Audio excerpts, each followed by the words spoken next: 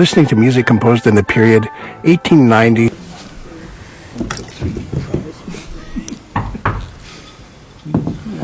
All right, there's the fateful knock.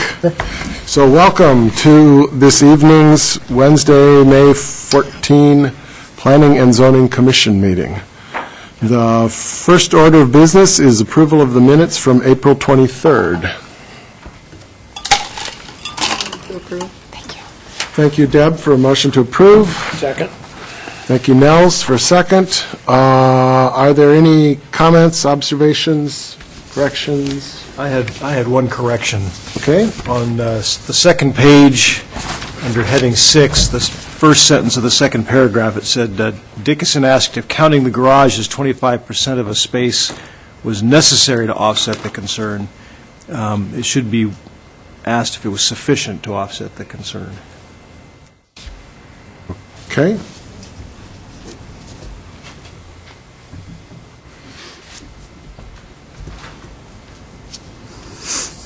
Other observations?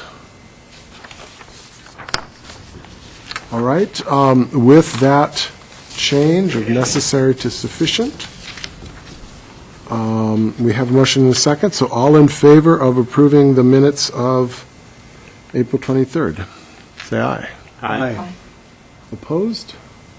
Abstentions? I'm looking at Kurt. Thank you.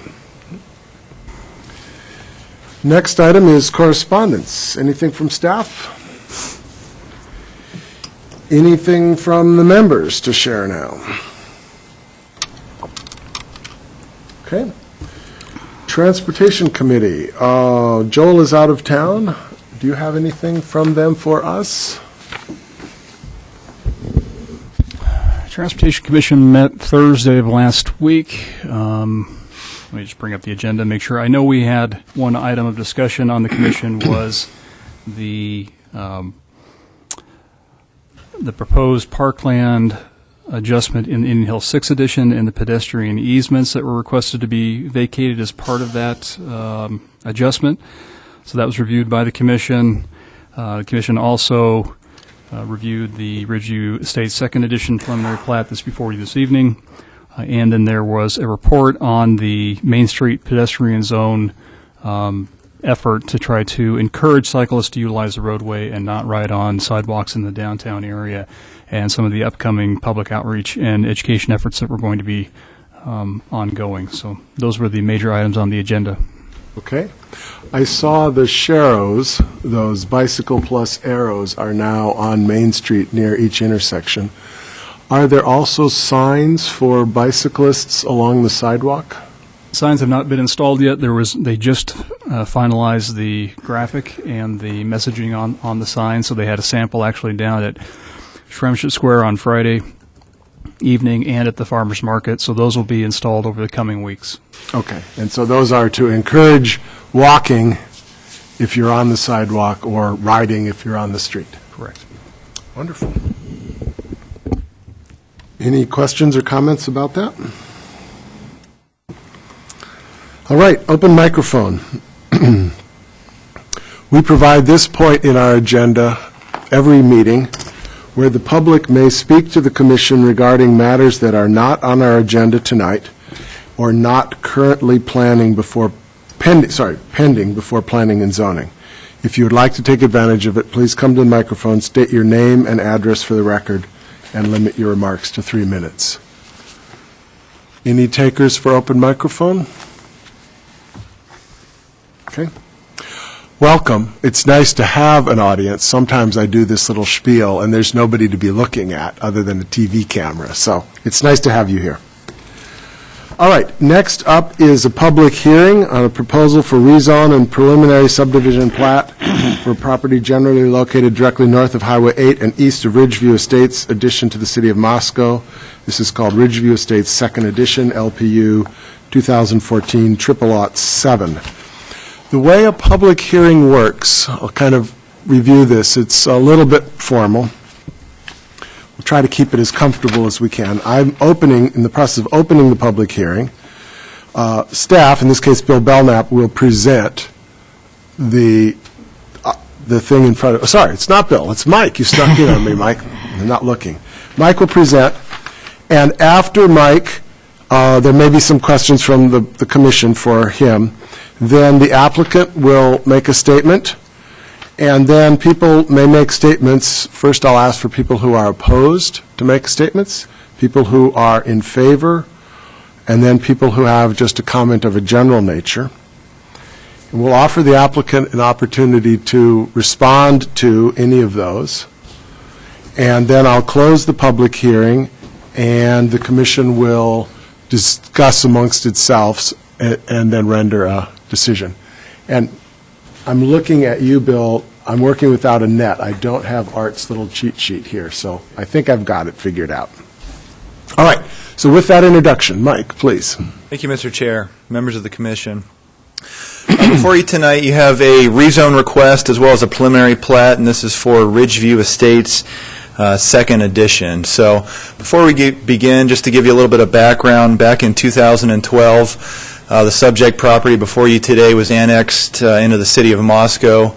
It retained its current land use designation at the time, which was the auto urban residential designation. It was also rezoned from suburban residential, SR, minimum lot size of 1 acre, to a low-density, single-family residential R1 zoning district. Also included was a preliminary plat proposal to subdivide the property basically into 36 single-family lots, which ranged in size from 9,600 square feet to about 15,485 square feet in size. This was approved by City Council on July 16, 2012. The preliminary plat was also approved on that same date with 12 conditions, and those 12 conditions are attached to a relevant criteria and standards document, which is attached to your packet today. Subsequently, the applicant decided to not move forward with the final plat and has since decided to amend their proposal and start from the beginning of the subdivision plat process, and that's basically where we are today. So the current proposal, the applicant's request includes two components. The first one is a rezone of that R1, which is low-density single-family residential, to a combination of still retaining some R1 within the subdivision, but also rezoning to R2, which is moderate-density single-family residential, as well as our medium-density residential R3 zoning district. Also part of the proposal is a subdivision plat to subdivide the property into 42 residential lots, ranging in size from about 7,000 square feet to a little over 14,000 square feet in size. So before we proceed, staff recommends the commission conduct basically two separate public hearings, one for the rezone request and one for the preliminary subdivision plat. So just to familiarize yourself with the subject property, it's in the center of your screen, outlined in red. You've got State Highway 8, Troy Highway to the south. You have a extension of Wild Rose to the west here. You also have Ridgeview Drive, and you also have Notting Hill Drive here to the north, which is part of Southgate 3rd Edition. You also have various residential properties. To the west is Ridgeview Estates 1st Edition. To the east are lands out in the county, as well as lands to the south around the county as well in the area city impact. You can see that city limits boundary line, the orange line, which is currently dashed. To the north, Southgate 3rd Edition, we also have various other residential properties. The majority of the surrounding properties are residential. There's some agricultural uses mixed in there. You also have a RV park directly to the south across Latah Trail, as well as Troy Highway. This is a topography map of that subject property. Each black line represents a 2-foot elevation change. The red lines represent a 10-foot elevation change. So roughly from the Troy Highway, basically about 60 to 70 feet of elevation change to the northern property boundary there. Looking at the comprehensive plan land use designation map, once again that property is auto urban residential, as well as the properties to the east and to the south. You have neighborhood conservation districts, subdivisions to the north as well as to the west, and you also have Latah Trail within the parks and open space designation of the comprehensive plan. Taking a look at what that says within the comp plan, those AUR designated areas are generally anticipated to be developed for low to moderate density residential uses and typically observe densities of around 3 to 7 units per acre. The appropriate current zoning for that designation includes R1, R2, as well as R3, which are the rezone proposals before you tonight. Taking a look at the current zoning designation of the property, once again it's R1. To the west, to the north, and to the east are also R1 designated properties. And you also have a swath of multifamily residential, which encompasses the RV park to the south, as well as various other residential properties along Carmichael Road. We've got that suburban residential zone, which is in the area city impact, again, to the southeast of the property. The proposal for rezone before you tonight is basically to leave the northern portion R1, but to transition into an R2 zone as you head south, and then to end up with an R3 medium density zone along Troy Highway. Taking a look at what the zoning code says about our proposed zoning designations tonight. The R1 zone is a low-density residential zone appropriate where the following circumstances are present, where single-family dwellings predominate in the area. The physical character of the area does not lend it to more intensive development, either by virtue of irregular topography, restricted access, division of land into subdivision lots of a size greater than the minimum lot size required by this zoning district, or the application of the plan, meaning the comprehensive plan policies to the land in question. The R2 zone is our moderate density zone, appropriate where the following circumstances are present. Once again, where single-family dwellings predominate. The terrain is not harshly irregular, and smaller lot sizes can be accommodated without extensive earthwork. Utilities and other public facilities are adequate for the densities allowed. Existing lot development patterns and policies embodied in the comprehensive plan will also guide application of this zoning district. And then finally, that brings us to the R3 zone. That zone provides for an increase over the density allowed in the R2 zone by permitting different types of housing constructions. It's appropriate where activity levels are moderate. Terrain permits construction of somewhat larger structures, and where public systems and neighborhood facilities can accommodate greater intensity of land use as guided by the comprehensive plan. So allowable uses in that R3 zone include single-family dwellings, two-family dwellings, twin homes, townhouses, and observing common densities of around 7 to 14 units per net acre.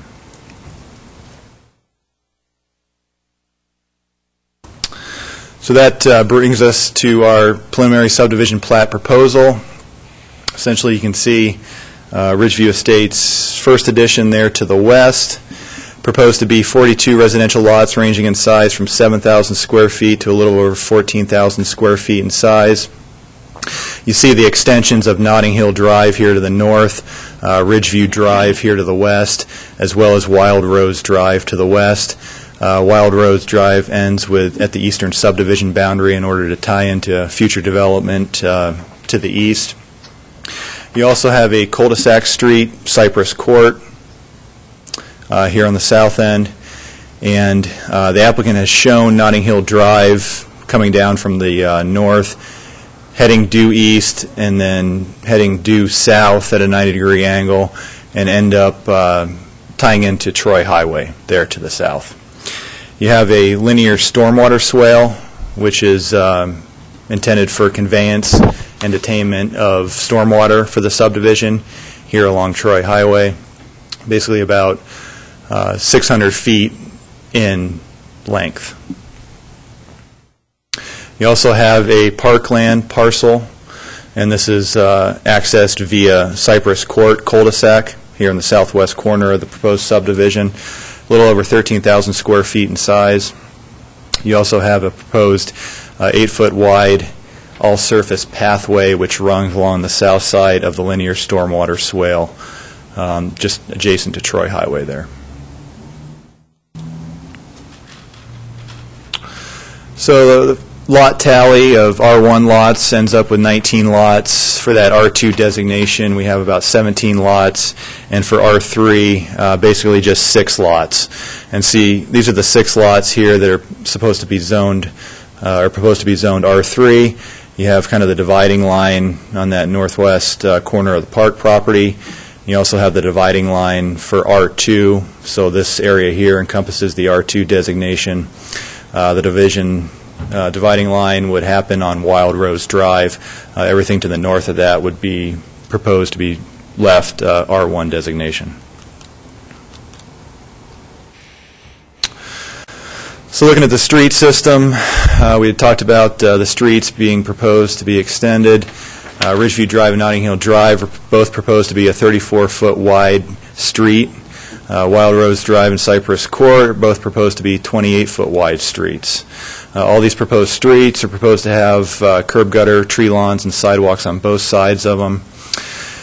Also, a traffic impact study has been completed by the applicant. It commissioned Sue Weaver and Associates to complete that study to see what effect the proposed development would have on the highway system. And the pertinent results of that study was that a eastbound left turn lane on Troy Highway was warranted for this development. Looking at our water services, they're proposed to be extended via existing water and sanitary mains located in Ridgeview Drive, Wild Rose Drive, and Notting Hill Drive. It's anticipated that under commonly observed household water use within the city, it's basically about 114 gallons per day per occupant, that the proposed development could reasonably anticipate it to use approximately 3.9 million gallons of water per year. Also have existing sanitary main that's located along the north side of Troy Highway. That existing main is currently part of the Southeast Sewer District, which goes through the district, ends up tying in with our system through a booster station on Palouse River Drive. Storm sewers for the development, like I mentioned before, it's in that linear stormwater detention facility along Troy Highway. It's proposed to discharge to an existing drainage way towards the South Fork of the Palouse River to the south. Just a review of the parkland. Basically, the net developable land within this subdivision is about 9 acres in size. Looking at the R1 and R2 zones, both of those zoning designations require 5% net developable area be dedicated to parkland. Our R3 zone requires a little bit higher, and that's 7%. So the parkland dedication requirement, taking into consideration the 9 acres and the 5 and the 7% for the different zones, basically equates to 0.487 acres or 21,216 square feet in size. The applicant's proposal is the parkland parcel, which is basically 13,976 square feet, almost 14,000 square feet in size. They also have the 8-foot wide pathway, which is about 5,000 square feet in size.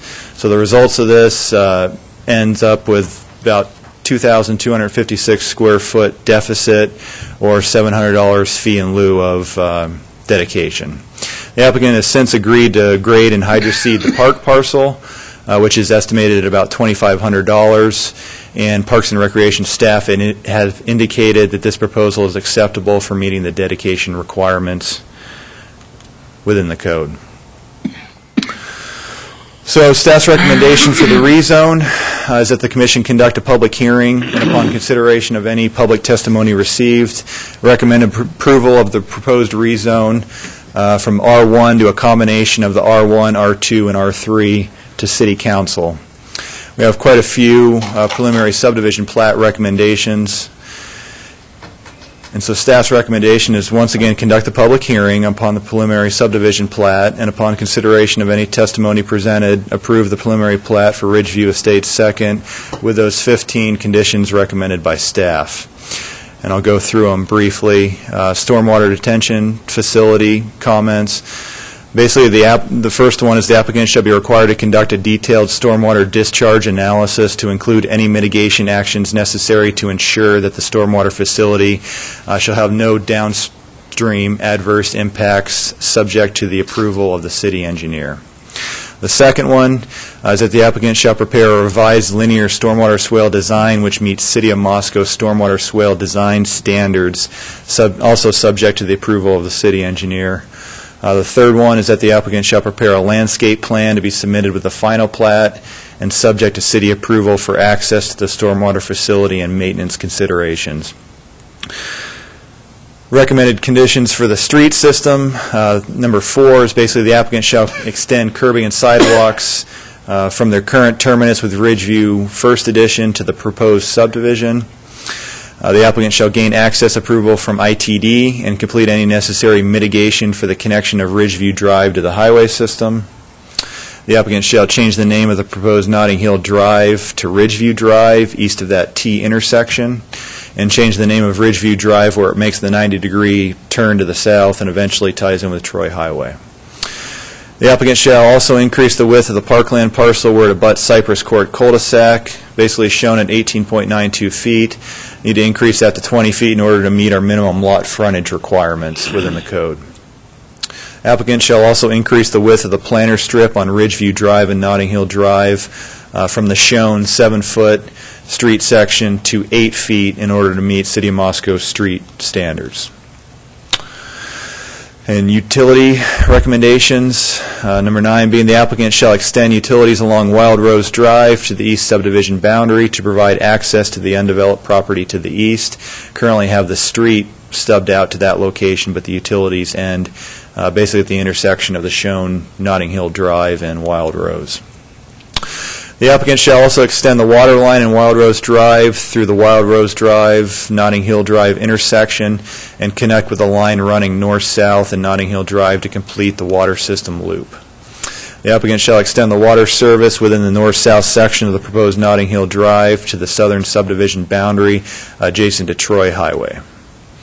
Applicant shall gain approval from the Southeast Sewer District to accept sanitary sewer water in a form acceptable to both the city and the district.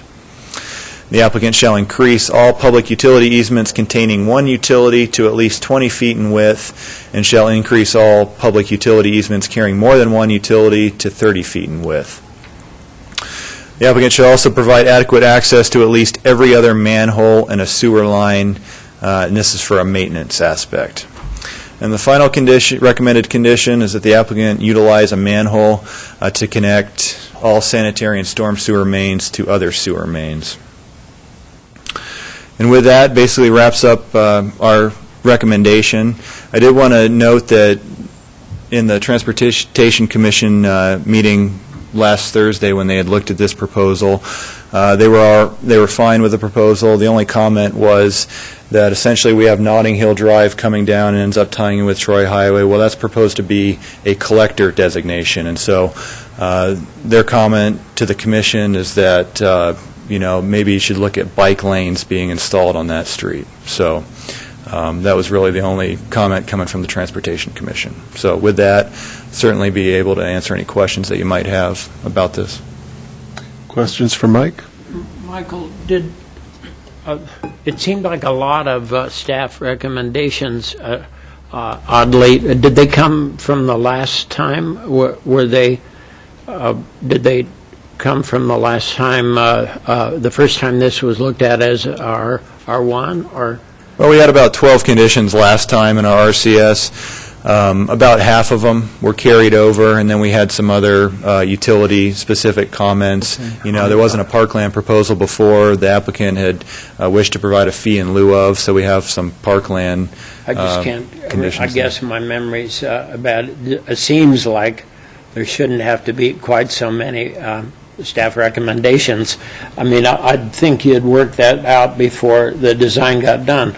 So I don't know who to. I'm not pointing at anybody. Just seems a little bit much. Well, this is preliminary plat stage, Yeah. and so there's been no construction drawings submitted. So. I'm okay with it.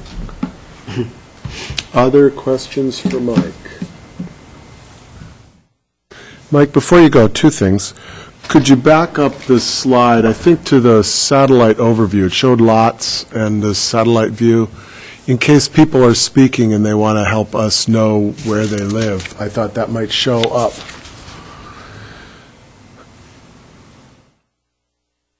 Oh, sorry, it's a long way back.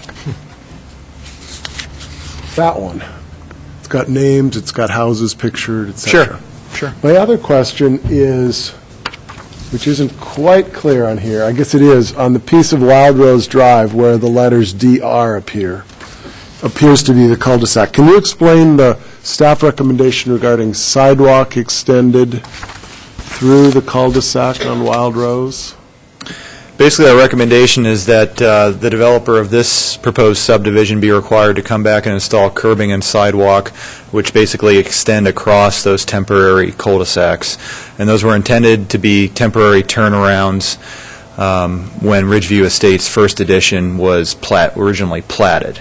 And so there is, with this subdivision and the street network extending and then ending up, going north to Notting Hill and south to Troy Highway, there really isn't a need for those temporary turnarounds anymore. And so basically, in order to make the subdivision compliant with all of our curbing and sidewalks, we would like an extension of the curb and sidewalks across those temporary turnarounds, basically. Okay, so right now, somebody's got a turnaround in their front yard, and the idea is bring the sidewalk in where it belongs and remove the Correct. remains. Or they, if they wanted to leave some of the asphalt, they could, but basically just have those extensions. Sure. Make the sidewalk work. Okay, thank you. Okay. One quick sidelight. Yeah. Is the recommendation on adding a bike lane, is that actually widening the street, or is that just painting a line?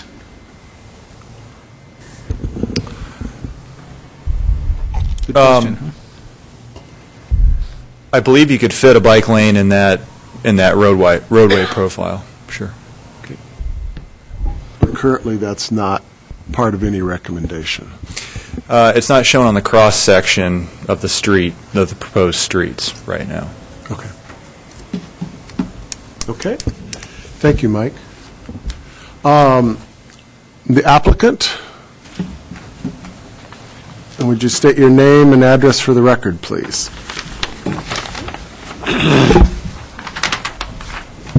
Susan Wilson, 208 South Main Street, Suite Number 2, here in Moscow, and I represent Thompson Development, the owner and developer of this property. Thank you for your time this evening, and yes, it was here almost 2 years ago to the date we actually had our neighborhood meeting. So February 20th of 2012, we had our first neighborhood meeting, and then February 21st of 2014, we had a follow-up. And Nils, as you pointed out, most of the recommendations are similar to before because last time we never actually got to the final plat or the construction plan phase. We had to pull back because if you look at the plat, there's a lot of street infrastructure that was required that we had hoped to avoid in our initial go-around, and that means that the cost and the feasibility of proceeding with the development just required Thompson's to go back and look to determine whether or not the density that was originally proposed was going to be feasible for doing the development in the first place. So, and unfortunately it wasn't, so you see a slight increase in density that helped make it feasible, and you see the streets like Wild Rose going through. Some of you that were here may recall that we had some petitions from the neighborhoods. We pounded a lot of pavement, and we had 2 petitions that basically requested that we not extend Wild Rose, that it remain a cul-de-sac, and that we not extend it to the east property line because the existing neighbors to the east were concerned about the impact that it would have opening up the traffic through the development. So we tried to lessen the impact of the development on them by not having the thoroughfare go through at least Wild Rose. But the City Council did not accept that and had additional conditions that required them to go through. So this go around, we did not include that in our proposal.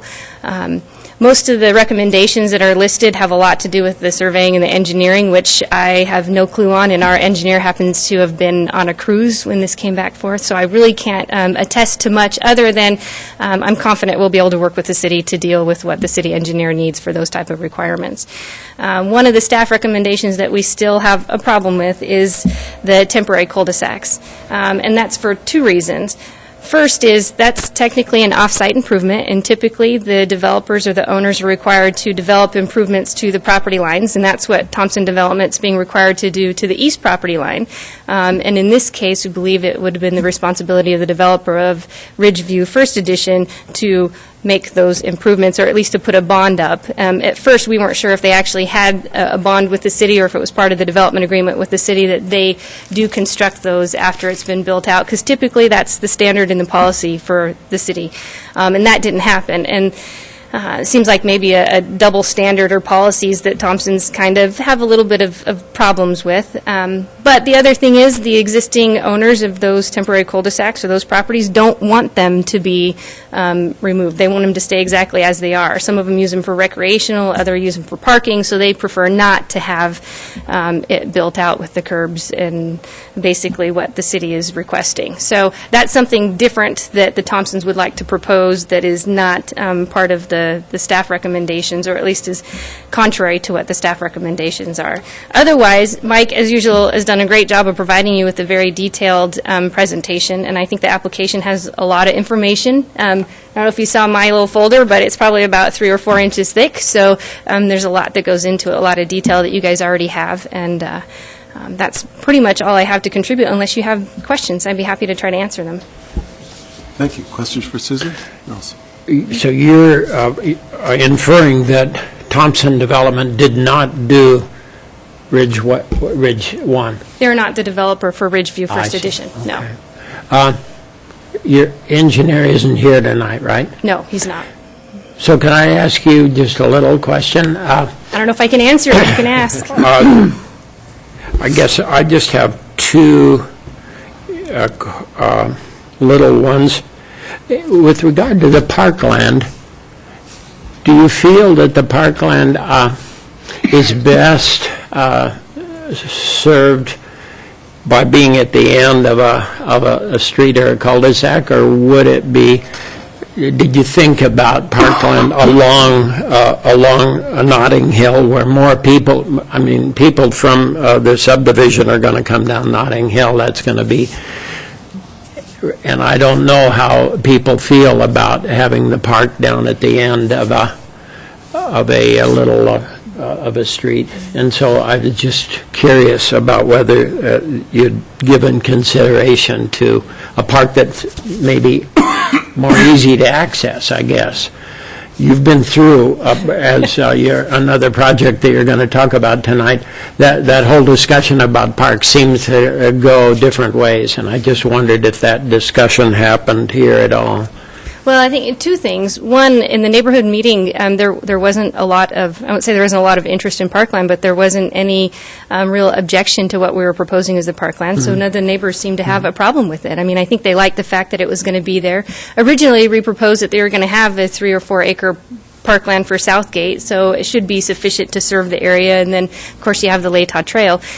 But the second reason is we really thought that by developing that lineal storm swale that we could really tie that into the parkland as a lineal pathway and keep it connected. And so it just seemed to make sense that would be, the cul-de-sac would be tucked in there and have their own little community park. So it just seemed to work out, and like I said, none of the neighbors seemed to have any problems with it, and that's why we proceeded I don't with it. have a big problem. I just wondered if it got discussed in the neighborhood, meeting. New message from 9016. I wish my phone, I thought my sound is off. Excuse me, I apologize. I had one other question. As you looked at the zoning, did you think at all about having R3 across the street from each other and R2 across the street from each other and R1? In other words, you've got R3 people looking across the street at R2 people. I love this. I'm very positive about having the several zones. I like that mixed use a lot. But I just wondered if if you felt maybe you got more density this way, but you've got R3 across the street from R2. There's a tendency in our lives to want to look across the street and see ourselves reflected over there, as opposed to look over there and see something that we hate. Mm-hmm. And so that's just, and this isn't a very big issue, I don't think, here, but it is. It's a small issue. Well, I think predominantly the Thompsons wanted to try to maintain the integrity of the Ridgeview First Edition reflected in the Second Edition. When we first started, we said, look, we want to maintain the integrity, and that included, the larger lot size. Yes. And when we couldn't do that initially just because of the economics of it and the infrastructure that was going to be required for development, we tried to lessen the impact. So we tried to keep as many of the larger lots as possible. If we were to do R3 across the street from R3, that's smaller lots to increase density, which, would seem to be optimal for the developer, but it would also kind of go against what they tried to maintain as a little bit more open, larger size lots. And of course, the gradual transition from the larger lots to the smaller lots allowed for the mixed opportunities. I guess we really didn't necessarily think that there would be an issue with even the twin homes across the street from R2. I hope there isn't, too. Yeah. I mean, and from a marketing standpoint, I don't think there's going to be. It seemed to make sense to have that, the R3 townhomes, twin homes, whatever is going to be there is a good buffer between the highway and then going on to the single-family density. Okay, that's all my questions. Other questions for Susan? Sure. Yeah, so you said that property owners with the temporary cul-de-sacs want to keep them. Yes. Do you have any documentation on that? Is that written down or anything? Statements from the homeowners, anything like that? I can certainly provide them. When we went through, Megan and Lucas Ray are on Wild Rose, and Bill Nash, I'm not sure if he has a place for sale or not, but at the time that we had our initial documentation, they both very much said we want to keep them. Okay. So, I mean, I want to say it could be part of the records of the neighborhood meeting, and the initial neighborhood meeting could be in the minutes, but we talked to them specifically. But what they meant, didn't you mean what they meant was they'd prefer to have the cul-de-sac and not have the street go through? Well, that too, and that we have a petition. We've got a petition signed by lots of people about Wild Rose going through, but this is separate and different. Lucas Ray, he has his basketball court there, and the neighbors come and they play basketball. It was another reason why they wanted to keep the cul-de-sac, but even without that, he still wanted to maintain it open the way it is. And then I think Mr. Nash, for parking purposes and the way he has parked there, it was going to, having a curb cut added and stuff was going to be a disruptive. He, at the time, he didn't want that to go through. He wanted it to stay just the same as it is. Other questions for Susan? Don't go away, but thank you for now. Thank you. Nels, I'm going to remind you to pick your phone up before you roll your chair across it. Or I roll That'll my be an chair. expensive sound. Yes. Yes. Sorry. I believe there is documentation on that in the neighborhood meeting materials. I remember there being a sentence or two about, Discussion about the that. neighbor's opinion on that. Want to keep it? Thank you, Mike. Yes. Name and address for the record, please. Garrett Thompson, 1024 Pinecrest Road, here in Moscow. I am the developer. We went through this about 2 years ago, so it's a little bit of deja vu all over. I guess first to address a few concerns that I can interject. Let's see, to Nels's question about Parkland. We had lots of Parkland discussion meetings with Dwight Curtis and the commission, and just like right over here is what's going to be Southgate Park, and it's substantially bigger. I think someplace around 1.5 acres to 2.5 acres. And so Dwight, I guess, with the linear pathway of kind of like what my grandfather did along Travois Way, planting the trees there and creating the little pathway, and then what eventually got turned into the Paradise Blues Trail or whatever. Right.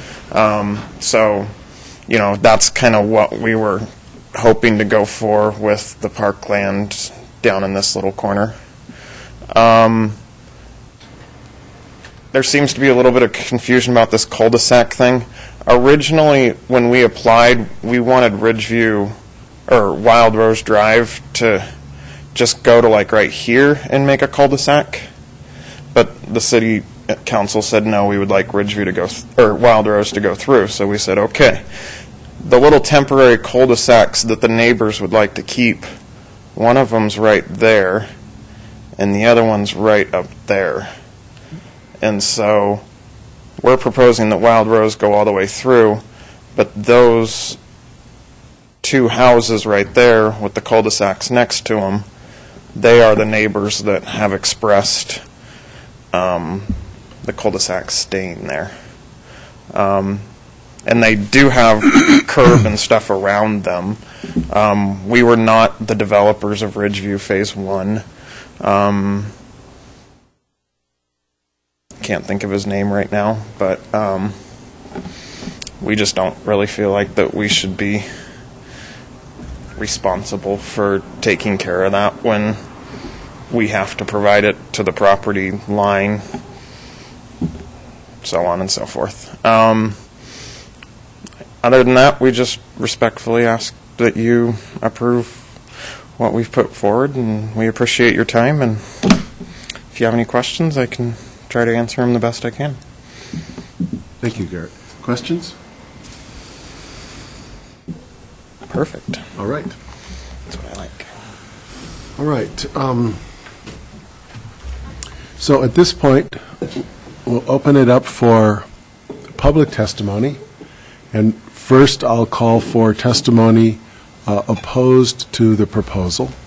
If you wish to speak, come up to the podium, state your name and address, and tell us what you're thinking.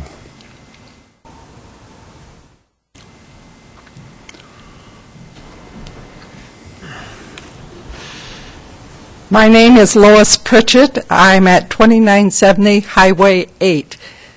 The first lot to the east, right there, joining the highway, is my house.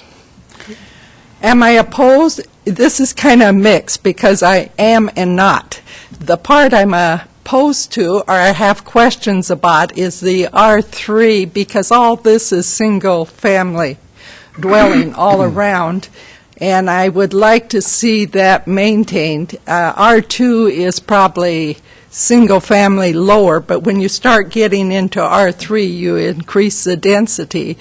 And I thoroughly agree with them that Wild Rose Drive then go clear through to the other property on the east, because I think this is where we constantly are in trouble by not looking ahead of further development. As you're quite aware, the eastern part here is in the impact zone and being developed rather rapidly as more and more is coming. I'm also president of the Southeast Sewer District that's facing there, so there's a lot involved. But they have a perfect right to develop that land. That's their land, and although we like to look at the field, I thoroughly understand where they're coming from and what they are doing.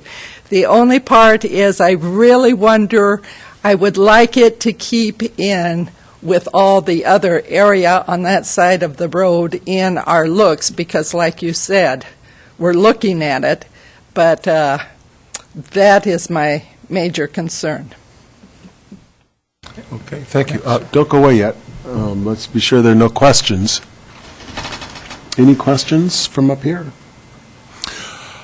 So just so that I'm clear, you are in favor of the idea that Wild Rose goes across and hits the next property line, which would be property to the north of where you live. North, that is owned by all my daughters. I used to own that piece, but my daughters own it now. But because of further development out, we'd be in problems again, just like they run into, I feel that roads and utilities should come up to the line of the next available property.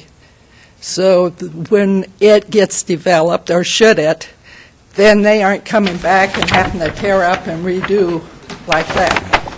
Okay. And yes. My understanding is that is indeed staff's recommendation. Yeah, that was it, and that's what passed. And even I think Garrett said he'd like to see Wild Rose go through to that too. He's got it. Like I said, my only concern was somewhat the R3 in looks with all the other property around there, because we are single-family dwellings all around there. Mm-hmm. Okay. And what are you afraid it's going to look like? I'm just like high-rises or? Well, they can't, it's not big enough to Yeah. go high-rise. No, I'm just, But if I look at, and I don't know what street you've developed the townhouses off by, somewhere's in Tinyman's area, those, I'm not sure those are the best looking. I mean, they're nice, but to keep them up and looking, although Garrett did give me what do you want to call that, Garrett? You gave me? Covenants, thank you. What he has done on future, but how much you can really put in there, I'm not sure. But our properties are fairly decent. They aren't the $1 million ones, but they are decent properties, and we would like to see that pattern is maintained. thank you. All right. Thank you. Any other questions? Thanks so much. Others who would like to testify?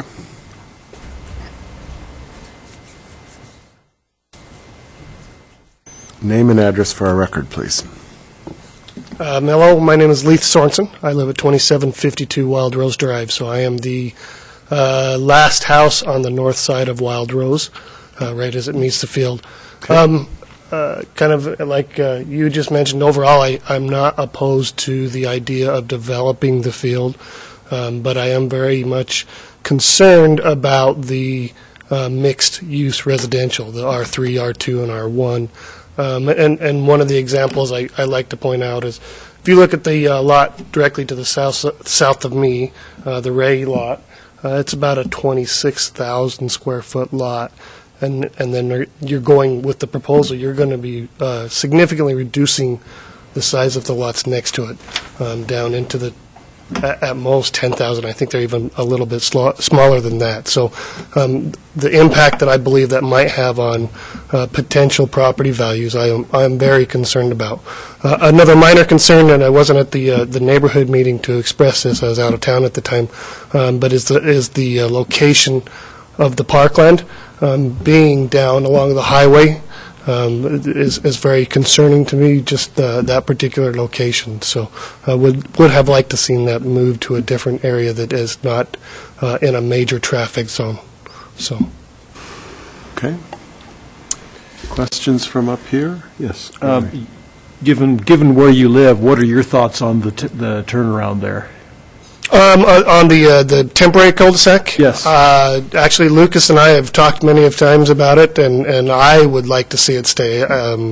My opinion is that running a sidewalk straight through and just leaving asphalt on the other side are barren land. So Lucas's lot is well down below street level, and so it's not very useful to him as property from our discussions. And so I do believe it'd be much nicer to actually see it stay and be used for neighborhood activities. Because that's basically, it's a kind of a basketball court. Yeah, it's, for neighborhood barbecues or basketball court or whatever the neighborhood, or the owner of that particular property would deem appropriate. I know the property behind me does have a basketball court up there, and I've seen people using it quite often up there. So nice to be out of the street. Okay. Other questions? Thank you. Thank you.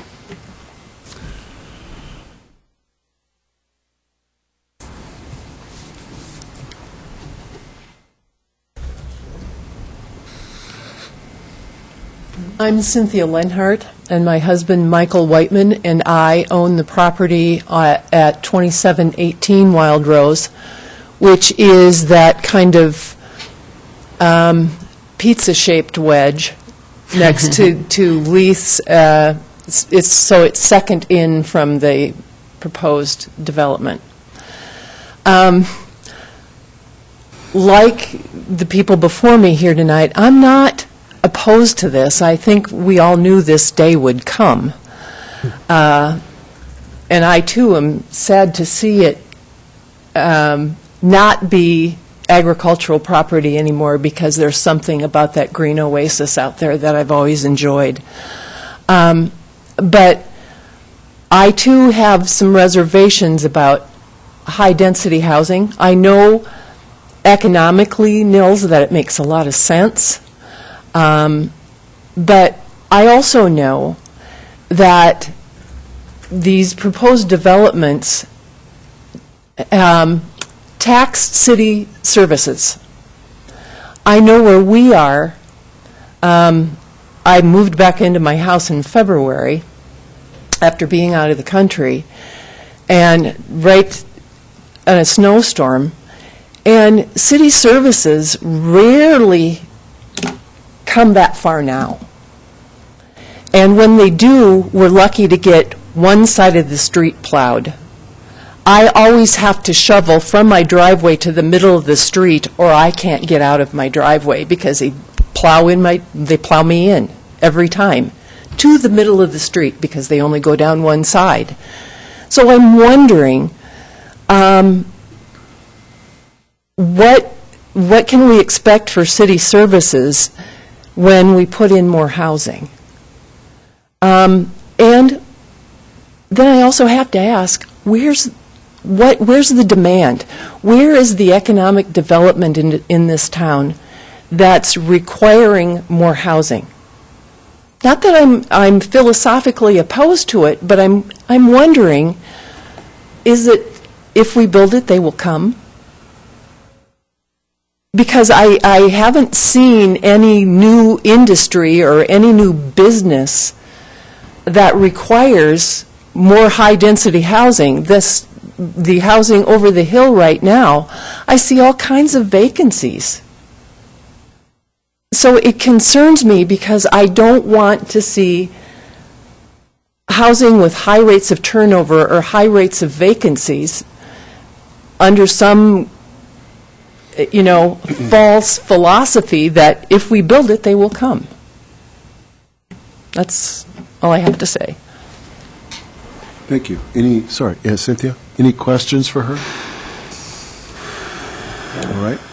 It seemed, excuse me, I was kind of wondering if maybe you might benefit with the snow plowing with that street going through. Well, I don't know. But, yeah. It concerns me because, yeah.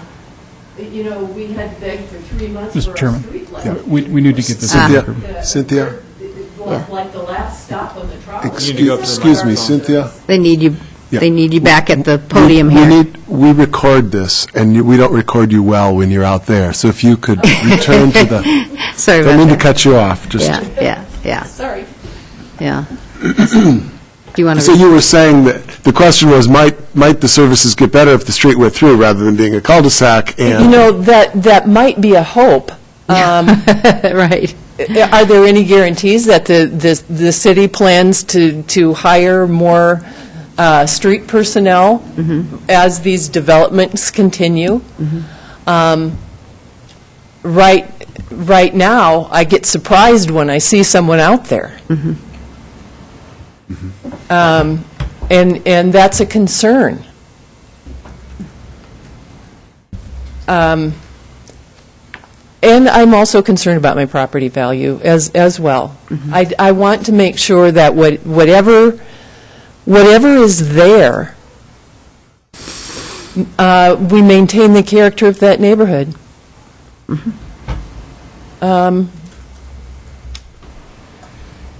We bought there because of the large lot size. And if Wild Rose does go through, I can't say either or on that, but that is a blind corner down there at the bottom of Wild Rose where Wild Rose and Ridgeview meet. That is one scary blind corner going onto that highway. And if the amount of traffic increases, there would almost need to be a stop light right at that corner onto the highway because it would be scary. And the good part is that you're going to now have two choices. You're going to be able to turn right from your house or left from your house and take so life's going to be better. Can I hold you to that, Nils? And, You know, I know what you mean about the corner. Well, I think that as you stand now at the end of a street, you don't have any choices. You have to just do one thing. You get no choices in life, and choices are good. And so I'm just mentioning that now there will be two ways to get onto the highway. Well, I suppose that's a small consolation. And I suppose since we're just having a little bit of fun with it, if you lived on my street that had 5,000 cars a day, you could expect a snowplow to come by sooner, but I doubt that you would want to live on a street that had 5,000 cars a day. But, Nils, you bought your house knowing that there were 5,000 cars going past. No, but I'm just saying that's the way cities work. I fully understand that, but I think your analogy is not the same as mine. Just because you live on a busy street, you knew when you bought on Hayes that was a main thoroughfare. That street where I live is not a main thoroughfare, and it shouldn't be, and that's what I'm saying. Sure. Thanks. Any other questions for Cynthia? Okay. More testimony?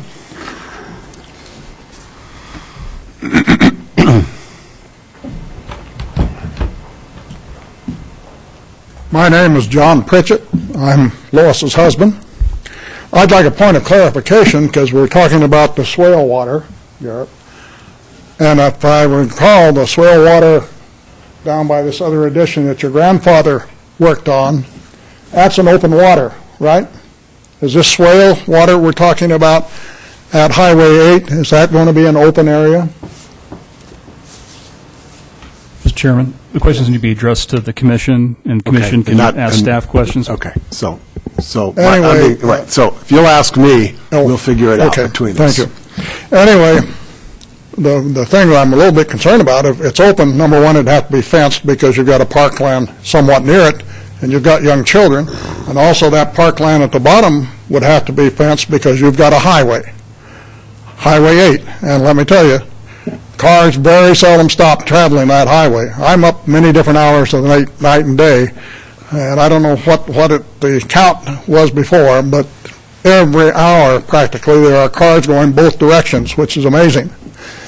The second thing is that area has quite a few mosquitoes up through June. And if that's an open swale or open water situation where the water drains off into, etc., wow, I can see the mosquito population going up, and we don't use DDT anymore.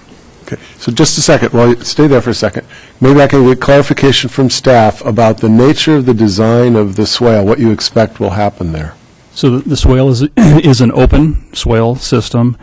It may need to be fenced depending upon the depth. So the city has adopted stormwater facility design standards. If the water depth exceeds 3 feet at its design capacity, then the facility would have to be fenced. In this instance, I think the applicant intends to design a facility to have a pool depth of less than 3 feet, so it would not require fencing. It will also be a facility designed to drain and not to hold water, so they do detain it so that you mitigate and release it at the pre-development rate, but it's not designed to retain water or hold water. It's intended to detain it temporarily, but to allow it to drain off at a slower rate over time. So, of course of a day or two, it would dry out after a storm. Okay. And you addressed the question of fencing relative to water depth. Do we know anything about fencing relative to security of the parkland to the highway? I don't have any specific comments about the park itself. If the Parks Department feels that it needs to be fenced, then they would typically undertake that activity. We do have the highway ditch that divides the parkland. You'll have the swale, and then the highway ditch itself that divides the park parcel from the highway. But if they feel that it needs to be fenced, then the Parks Department would do that. That would be Parks' responsibility. Correct. Okay.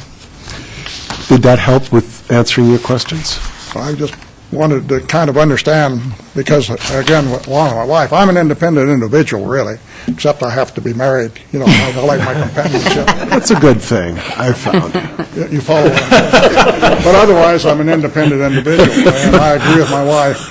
The Thompsons have every right to develop that area. I'd like to see it stay R1 too, but again, because I'm that type of independent individual. And my wife has lived at that location since about 1962. Mm-hmm. Thank you. Any questions for John? Okay. Other testimony opposed? Testimony in favor? Testimony of a general nature? All right. Susan, if you would like to come up and respond, you're welcome. Thank you. I'll try to make it quick. You heard a lot of comments about trying to maintain what they refer to as the looks, but at least the integrity of the neighborhood. And I think you'll find in the neighborhood minutes, it's one of the things that we brought up to try to ensure them that we're going to do our best to try to preserve that integrity. And one way that the developer can do that is through covenants. And so that is certainly something that is going to be provided for this particular development. And Garrett did provide a couple different sets of covenants to Lois to try to, show her so that she can better understand what could be out there. And there's pros and cons with covenants, but it's what the developer can do to try to address some of those concerns. I think Lee mentioned some issues about major traffic, and I think it's almost the opposite of where the Parkland is. I mean, I think Bill explained the distance that we're talking about from the highway and where the Parkland is proposed to be, and it could be 50 to 60 feet. I don't know exactly the distance, but it's a significant difference away. There's not going to be any issue with the highway traffic in regards to the Parkland, and because it is located at the end of a cul-de-sac, that's even that much less of an issue of traffic. So I don't really think that there's going to be major traffic issues in regards to where the Parkland is proposed. And market's going to dictate when this property gets developed. I mean, we're moving forward on Phase 2 and 3 of Indian Hill 6th Edition, but Phase 1 is pretty much kind of sold out, and the market's going to tell us when we're going to actually do the infrastructure improvements. So it's not necessarily build it and they will come. It's let's be ready, so when the time comes and the market tells us it's feasible to move forward, then we have a plan in place. And I think it's helpful for the rest of the neighborhood to have some type of expectation and a plan of what's going to happen. And we kind of said it in the beginning that Thompsons would just as soon continue to farm that, but it becomes pretty cumbersome to get the farm equipment in and out of that small of an area. There is questions or at least concerns about city services, and it was related to the density, and I may be missing something, but I'm not sure that the density is going to affect whether or not the city is going to be able to plow the street. So whether or not we have all of it R1 and there's 5 homes on a street versus 7 or 8 homes, I'm not sure that that's going to affect the city's ability to plow. As Nels pointed out, it means that, Wild Rose going through, and yes, we initially requested that it not be in our first application, but you'll note in this application we've, for lack of a better word, acceded that that's what the city is probably going to require, so it's part of our proposal. And so it will open up and hopefully address some of the concerns about the access from Ridgeview First Edition. I think that was addressed in the traffic impact study, too, that should actually help mitigate the concerns that they have in regards to that particular access. Other than that, I think that's it, unless you guys have any other questions for me. Other questions? Okay. All right. Well, thank you very much. Garrett.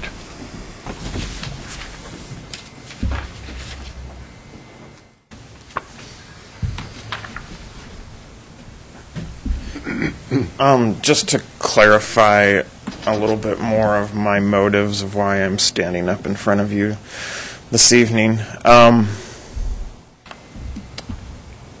This is the first piece of property that my grandfather purchased 70-some years ago. And it's only about 11 acres. We do farm the 3 acres that's owned by Lois Pritchard's daughters. So that makes it a little bit more worth it, I guess, to farm it. But as farming machinery has gotten bigger and more cumbersome to operate, and increased traffic and increased density with houses being built around, it's a challenge to get in and out of there.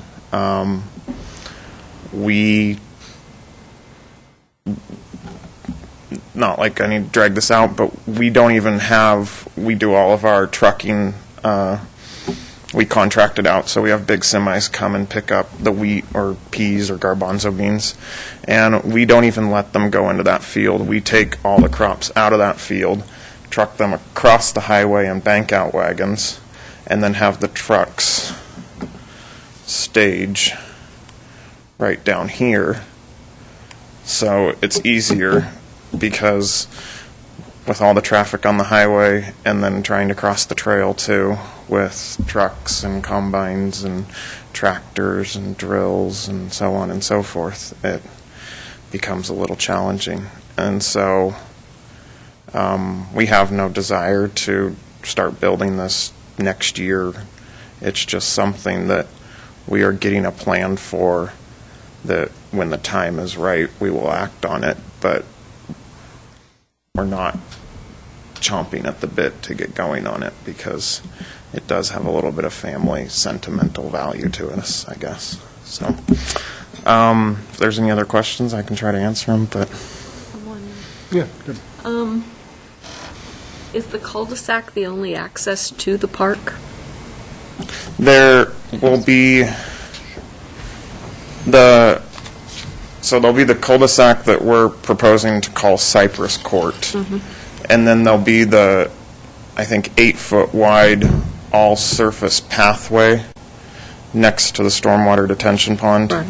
And then we'll come up and loop it behind the back of the park. So then, they could walk by the stormwater detention pond, which I'm also going to do some landscaping there and stuff to try to replicate what my grandfather did on Travois Way. But it will take time for the trees and everything to grow up like they are on Travois Way now. But for the residential area that's involved, they will have to make the circuit down and around to get it in. Yes, they will. So. But for me, the walk the dog analogy, one leg is to walk along the stormwater path, and then through the park, and then down the street is a block to go around. Yeah. Okay, thank you. Other questions for Garrett? I had one more. Yeah. The pathway doesn't go any farther east, and it doesn't go any farther west, right? No, it doesn't. I guess what I kind of envision is, unfortunately I can't dictate of a pathway going across somebody else's property. And so looping it at this end up into the park. And then I guess I've always kind of had this idea of, this will be the entrance into the subdivision. When it is built, we will be relocating the Pritchard's driveway because right now they access right here. And so with the new street in their driveway, it would just become too dangerous. And so their driveway is going to kind of come out of their house and garage and then turn and meet the new street. And so there's a little piece of property there, and I guess kind of tying the pathway into it so then, I know there won't be a crosswalk across the highway, but then people can cross the highway to get onto the Paradise Trail to go east or west. Okay. So, other than that, I appreciate your time and look forward to your recommendations. Thank you. Any last questions? Okay. Thank you. Right. With that, I'll close the public hearing. A couple of meetings ago, we talked a bit about the overall idea of these relevant criteria and standards, and I'll refer you to that document, which is at the back of our packet, because those are ultimately the questions that we're trying to answer as we work on this process. So, with the closing of the public hearing, open it up for a discussion amongst the commission. I'll start. I like the design that they've come up with here. I think that it sounds like I can appreciate the concerns about the plowing of the streets. Total guess here, but other than living on a street, as Mills does, where you get a lot of traffic, or where I do right next to a school, where you're going to get plowed for sure, I'm not sure that there's anything about the nature of the development itself that can affect that, other than in this case, you've got currently a fairly isolated section out there where the city has to come out on Highway 8 and come around to plow. With the street going through Ridgeview Drive connecting to Notting Hill Drive, I suspect because it will be easier for the city to get plows in and out of there, and with what becomes a through street, you might actually see more city services out there. I also appreciate that by connecting to Notting Hill Drive, it gives access into the core of the city without having to go out on Highway 8. So I think that's a positive development there. I would recommend that we move forward with this, removing the recommendation for coming into the first edition there and taking out the turnarounds or continuing those through. It sounds like, first of all, I appreciate the developers' argument that that's not really their problem. It's not their land. It's not something they were responsible for setting up. And I do see I think their point that that's not really fair to ask them to do that. I think that's a valid one. It also sounds like those have turned into some good community spaces that the people living there appreciate. And I think it would be a shame to require the developer to essentially take that away. So that, I would recommend that we move this forward, but without that standard attached to it. The condition attached to it. Other comments? Yeah. This is a question for either Bill or Mike. Where those turnarounds currently are on Ridgeview and Wild Rose, are there sidewalks on both sides of the street, and how would that link? I'm trying to picture how the physical, if you left the cul-de-sacs and they are already curbed, how do the sidewalks connect across that property line? Yeah, I'm going to ask Mike to pull it up on a closer view if he can. So the cul-de-sacs, the proposal was to extend a sidewalk across those cul-de-sacs, and so there are currently sidewalks in Ridgeview, but they happen to be on the south side of the street. And so both on Ridgeview and Wild Rose, that was developed at the time that the city standard was to require a sidewalk on one side of the street, not both. And unfortunately, then the only sidewalk facility we have that would link this subdivision with the second edition exists on the south side of both Ridgeview and Wild Rose, which the temporary cul-de-sacs are looped on the south side of the roadway. You could construct a curb and extend a sidewalk through those cul-de-sacs and leave the remaining asphalt in place, and that's all that's, I think, was the city's recommendation, was to extend the sidewalk so we had continuity of the sidewalk system. I was just measuring off the aerial imagery in the GIS system, and you have roughly 40 feet then that would exist from the back of that walk to the curb of the existing temporary cul-de-sac. That asphalt area could remain. Essentially, that becomes the property of the owner because the right for the public to use it and to access it was only a temporary easement that was granted on those two lots. And so there's nothing stating. Try Google, Mike.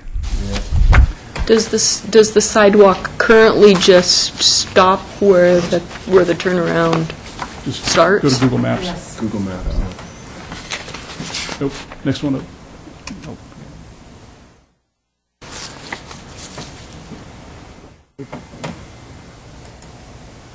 I'm sorry, David. I missed the question. Not only so you not get it plowed, the current sidewalk that's there. How does it meet that turnaround? It's totally isolated. I couldn't. I honestly. Does it just? You might tell us more than I can tell you. Okay. I think. The sidewalk ma'am, excuse me, if you could please get up to the microphone. Cynthia, yeah, we need you to be recorded. That's all right. I know, it's exciting. The sidewalk ends right there, and you can see that the cul-de-sac rounds out. Sure. And it's not a drop-off, it's graded. It's not a drop-off. The sidewalk gradually ends, And great. to extend the sidewalk across that would make it difficult, and I understand why Lucas would have an issue. I have an issue, and I live on the other side of the street. That's my driveway, the edge of my driveway right there. Because there's nothing there, you would leave a no man's land. To extend the sidewalk directly down that street, you would leave that no man's land where the cul-de-sac is now. It would be that property owner's property. In fact, it is currently. It is right? currently. It's just an easement for the purposes of The this. back of the walk is very near the property line, and so it would extend through. Because on the other side of that tree, those trees there is a sharp drop-off. Most people don't realize that there's a property down there, like the pizza delivery and the UPS man. Don't realize that there's a property below those trees. Okay. So there's no sidewalk on the other side of the street, is there? You said that. So that's the big issue. I see. I see. So we have to get a sidewalk that is level with the with the asphalt. You know, it has to be like a crosswalk, a sidewalk. It doesn't. It can be a raised. It doesn't have to be, but it doesn't have to be. If you wanted to be able to drive upon that private properties, because the right for that public to use that property will terminate once the street's extended. Yeah. There's a temporary easement to be extinguished at the time that the roadway was to extend. That's not to say that somebody can't voluntarily allow people to turn around. It's amazing how our past comes up to haunt us, isn't it? So, and I think I see, when Mike had the earlier view, I understand you're struggling because Google's truck turned around right there, too. It looked like there was no sidewalk infrastructure on the far side of the cul-de-sac. I think there's just a driveway approach right now that comes down to access the property. There's a recycle bucket sitting out there, but there's no sidewalk there. And then when we get to the property line, we're going to have sidewalks on both sides. That's what I was going to bring up. Yeah, it'll just, so that Garrett will be putting in two double sidewalks on both sides, right? On Wild Rose or whatever street, and then they'll just... And one will end. Yeah. Yeah. We see that happen. Not very elegant. We see that happen other places, though, for the same reason. Sure. And just a comment of mine, it has to do with this Parkland accessibility for folks, as someone was bringing up earlier, about, coming way around down here and then across the pathway and then up to the Parkland or in that cul-de-sac. Like, in my ideal world, down the middle there would be a sidewalk coming north-south so that folks, do you know what I mean? So there'd be a sidewalk coming down. So somewhere kind of between the properties, in you know what I mean? mid-block or the edge of this development that came down to the cul-de-sac, or right along this. You're pointing at that boundary between 1 and 2. Yeah, so that the folks up above and around could, and you could feasibly walk out your house, walk down to the Parkland. I could walk from my house down Highway 8, except there's no sidewalk on that side either. Anyway, in an ideal world, it's like, why don't we think about these things? So there's a little bit of a pedestrian not considered piece here for that, at least as far as the Parkland goes and accessibility to that. And anyway. Okay. Yeah. So there is a way out of that cul-de-sac going down towards the highway. I mean, you walk through the Parkland, but there isn't, what I hear you pointing at, there's no way to go from that cul-de-sac uphill towards Wild Rose. Is there a sidewalk that goes down from the cul-de-sac to the Parkland? No. From the cul-de-sac through the Parkland, one could walk on the park itself and reach down to the detention pond and the path along there. But I think what I heard you saying is that a person on Wild Rose can't cut between access. the houses Yeah. to get down. Or to- at the end of Wild Rose on the other side. I mean, they have to go around down to Notting Hill Drive and back around to... Right. Okay. So... I think we understand. Deb, you had a comment or a question for Mike? Go ahead. I understand why Garrett does not want to feel obligated to develop the sidewalk and the curb there, but what's the distance from where that recycling bin is to the property line? Because if you didn't have to do that, then your sidewalk would end at your property line, and then there's just this little piece, what looks like it's not very long at all, before you hit the current turnaround, and then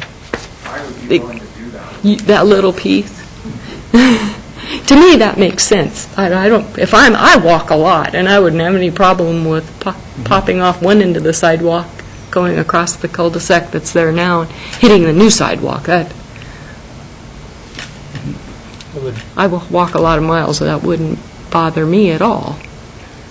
Well, and the comment is that Wild Rose is not going to have much traffic on it, so it isn't like, I mean, we've struggled in the city to have a sidewalk on D Street because with 6,000 cars, you need it, but I would, so I tend to agree with Greg that I would choose not, that particular staff requirement, I would delete as well. So, but to take these two thoughts and make them clear, I think what I heard Deb suggest, I think what I heard Garrett offer, was to bring the pedestrian facility to the edge of the cul-de-sac. In other words, up to the recycle bin, and then do a ped drop there, which would mirror the ped drop on this side. And so I think that's the conversation that's on the table, with no construction of a sidewalk, no change of grade across where that X is in the shadow and runs out across the edge of the cul-de-sac along the property line. I think so. Though he didn't speak, Greg didn't speak to that, but since that that piece of sidewalk would be the next extension that would connect to the new subdivision. So is staff clear about what is being discussed? Okay. In the context, you're discussing whether the developer should be required to install that sidewalk. The city itself could decide that it wishes to install that sidewalk in that location at some future date, and could do so, but whether it would be an obligation of the developer in this case. Right. I think I'm hearing that the suggestion is that we modify city's recommendation, that the developer only be obligated to build up to where the recycle tub sits and install a ped drop. Is that a fair? Now, that may not represent your position. I think I heard Nels and Deb kind of there. Right, and I mean, it sounds like Garrett's okay with that, but that wouldn't be what I would recommend, but if that's what Garrett wants to do, it works, that's fine. Okay, so and your recommendation would be simply nothing off the property at all? Right. Okay. Deb? Well, I think ending it, Greg, is kind of illogical for people traveling on a sidewalk at all. But the other thought I have is this sidewalk on the other side, rather than making it just an abrupt edge, that it could be brought to street level to where it ends. I mean, it's just logical when you're moving around with bicycles or on feet to try and not have stumbling blocks. That's my thought. I hear you saying some sort of a ped drop at the... On the north side, too. Property line on the north side. Right, because he's got to build the sidewalk up to the property line anyway, so... So end it with... Yeah, will there ever be sidewalk on the rest of the north side? I mean, probably not. Niels, I'm sorry, can we have Mike come up and use his Google skills again to show us the end of Ridgeview Drive up there? Okay. And Bill? And just one comment. I know this is more a discussion about what would be required of the developer, but I don't know the slope and grade of those turnarounds adequately enough to comment upon this, but we will have an extension of a public street that will now extend to the east of this current terminus. We will have public water that will be coming down that street and using that curb line to convey it to storm catch basins and carry it on from there. And so there may be reasons that the city will want to come in and build the curb and the sidewalk to address stormwater management, direction, and collection, so that the public water isn't going on to private, what is now temporary easement, but becomes an extinguishment of that easement, becomes just private property. So there may be other reasons why the city feels that it needs to do that. That is, maybe somewhat independent of what you feel that the applicant or the developer should be obligated. But if we're getting water off the street that is sloping downhill onto private property, we are going to want to collect that in a curb line. If we're going to do that, we will construct a sidewalk probably at the same time. I just don't know the exact grades of that site, but I do know that that will be an implication that we will not want to have public water off the streets running onto private property. And so it may be that if it's not the developer's obligation, the city feels that it still needs to do that. This Ridgeview First Edition was actually a subdivision that went into default during construction, and the city actually had to come in and complete the construction of the public improvements, which I think probably explains the lack of any security in place for future sidewalk installation that like we would normally require. That was in the late 80s, where it became a difficult situation and where we had to go after the financial bonds and security and actually construct it ourselves. One of the few subdivisions that we've ever had to do that with. So that may have something to do with some of the lack of security that may exist on those temporary turnarounds. Okay, so thank you for that clarification. So the issue is just rainwater having become the city's property by running on the street becomes the city's responsibility to not dump willy-nilly onto private property. Okay. So unfortunately, that shoots down my brilliant idea of painting a gray line across the cul-de-sac and calling it a sidewalk. But yeah, I kind of agree that it probably shouldn't be Garrett's responsibility to deal with that.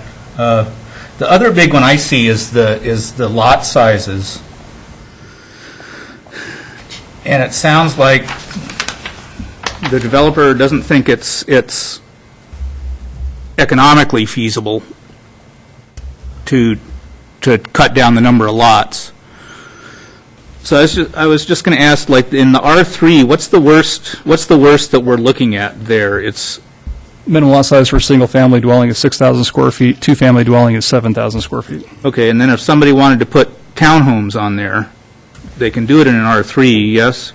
You can, but you cannot. It cannot have a net density greater than 14 net units per acre, which is essentially the equivalent of a two-family dwelling on a 7,000 square foot lot. Yeah. Okay. So it's the same effective density. Yeah. So it sounds like with all that, you're saying it's never going to turn into apartment central there. It's not high density. It's moderate density. Yeah. Okay. Other questions or comments? So the way it's designed right now, the person becoming the neighbor of, is it Mr. Ray that has the cul-de-sac? Your neighbor, that next person, his property will come right up against Ray's. There is no possible provision for any kind of walkway down between what I was talking about, the north-south kind of walkway down the hill from Ridgeview down to the park. No, I know. I'm just a thought of mine, no dream. Anyway. Question? But the lots butt up against each other. Right. So, question for staff. Several of the members here are newer, and even my memory is not what Joel's is for some of this. Are there other projects where the developer has been required to develop complete city facilities, et cetera, off-site? Just trying to understand the nature of that having happened, precedent, et cetera.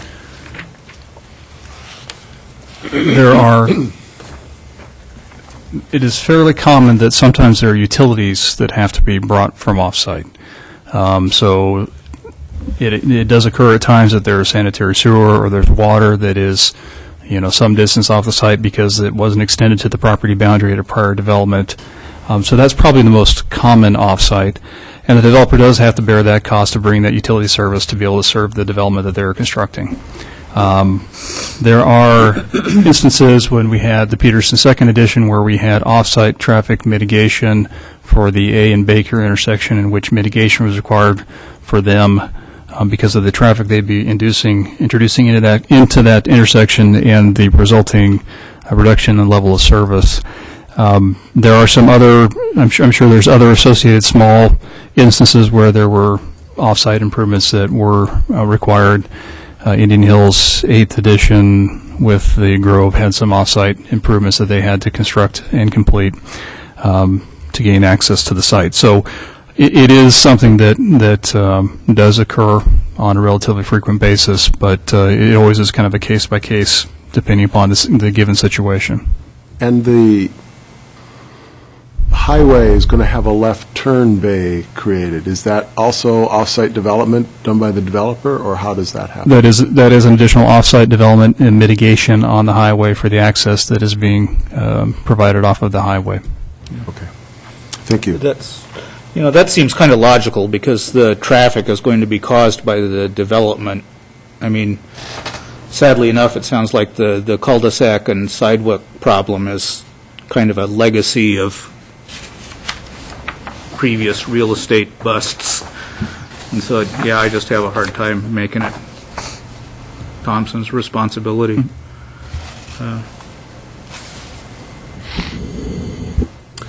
Other discussion? It seems that in general you are finding this is a proposal that meets our criteria. And the conversation seems to be pivoting most around staff's recommendation for dealing with the existing temporary cul-de-sacs. Is that a fair characterization? I think so. I have one thought of wondering how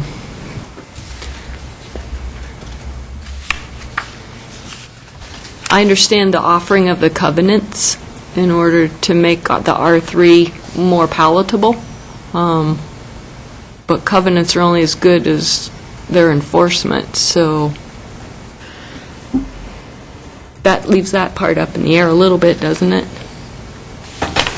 I mean, the city has no jurisdiction over covenants on a... Correct. We have no jurisdiction, and I would not advise the council or the commission, to place any significant reliance on covenants that we're not a party to, nor have we reviewed, nor do we wish to.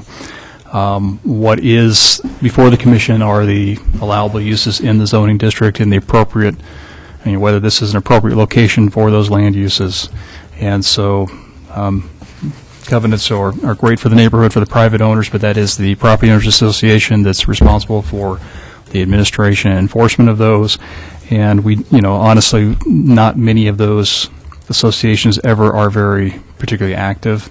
But they're a tool that can be utilized if something becomes an issue.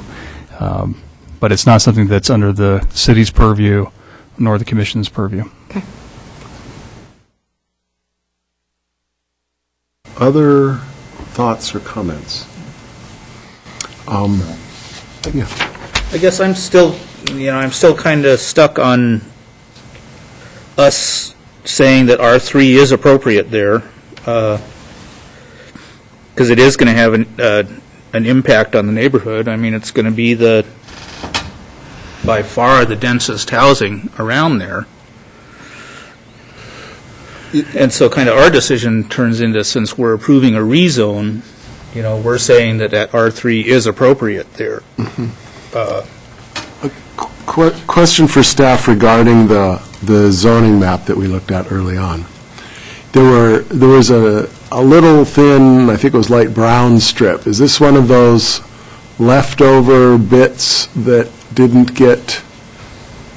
That would just be a strip that would remain in the county, so it's been the city impact, so that wasn't physically annexed within the city, and so we can't change the zoning designation on that. Okay, so it runs, it's in the county, it just happens to run right along the edge of the highway or something like that. My question is, essentially I was trying to think of what's across the highway from this development, And if we skip over that little skinny strip, what's across the highway is R4, correct? Multifamily, yep, correct. And currently partly developed as a RV park. Correct. Partly open, I think. So from the standpoint of what you're saying, Yeah.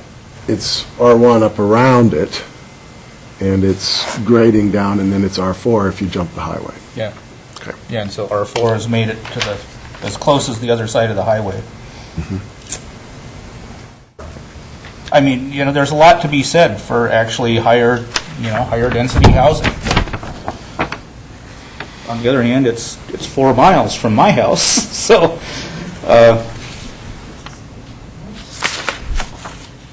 and no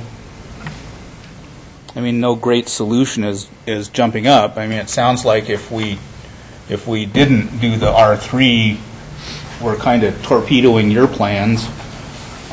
Well, yeah. Do you want to talk about it some more? That would be great. Bill, Okay. Is this at my discretion? Once the hearing's closed, unless you have a specific question or specific information you're seeking, it's really not a time for additional testimony unless you wish to reopen the public hearing. Well, let me make it a specific question then of what's the economic impact of keeping it all R1 on your development?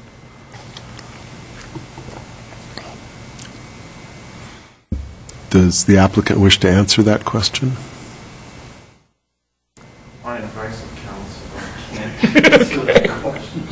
Okay. If I may just answer, not necessarily the economic impact, but an R1 has a 9,600 square foot minimum lot size. Yeah. And so there's the south half, obviously, the majority of the lots would not meet that standard. And so that would have a reduction of lots. I'm not going to tell you how many, but that's, yeah. Just to let you know, that is the minimum lot size in the R1 district. R2 goes down to 7,000 square feet for a single-family dwelling. So the majority, well, all the lots meet 7,000 square feet in size. So the difference between this proposal and the last proposal was 6 lots? I believe it was. Correct. Yeah. 36 before and 42 now. Yeah. Okay. Thank you. Thank you for that. Nels? It would be relatively easy to just have R1 and R2. It could be a rezone of R1 and R2. These lots fall into the category of an R2, do they not? They meet the minimum lot size. They meet in the R2. minimum Yes. of an R2. And so that would be a compromise for those people who seem to be, you know, it's hard for a guy who's lived all his life across the alley from hundreds of apartments to understand how difficult it is for people to deal with a small amount of variety, but we could go R2 and R1 in the, and I think that would be a compromise step. And I think that buffer, the R3 buffer on the highway is pretty good. Most people who live on the highway who've been there for 50 years didn't realize that the county was going to have a lot of people on it, didn't know the highway was going to become a very busy place. It is, and it's a fact of life. So the R3 buffer, I think, works rather well. But so I don't mind it, but I could see changing it to, I could see going R1, R2 as well.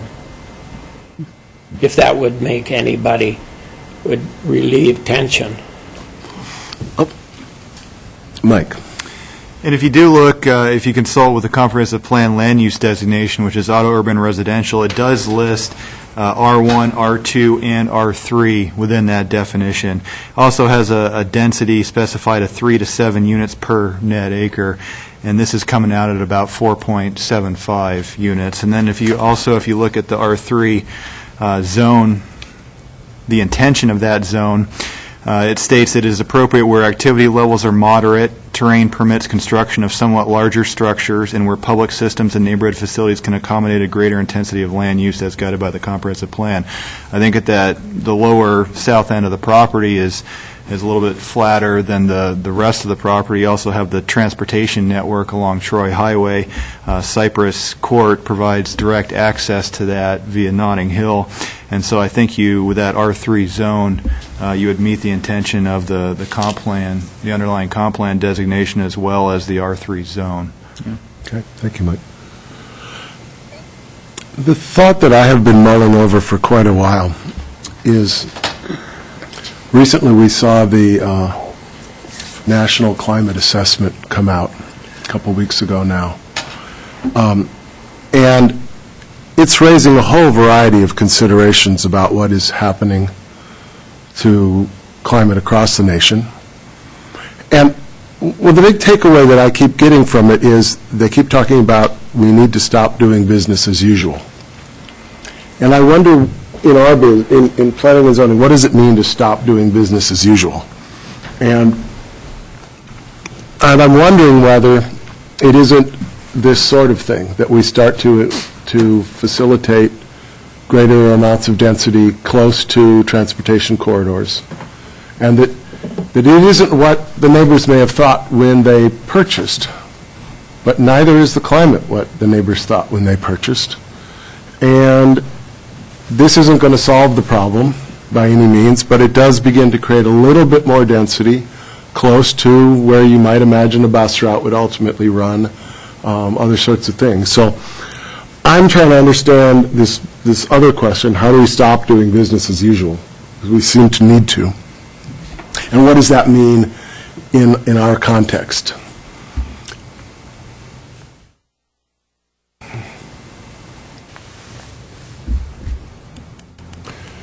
Well, I think it's the right direction to go. I'm perfectly happy to vote for this project tonight, so I'm ready to vote for it. But if I was just reacting to some comments. I think it's clearly in the right direction for the world that we are now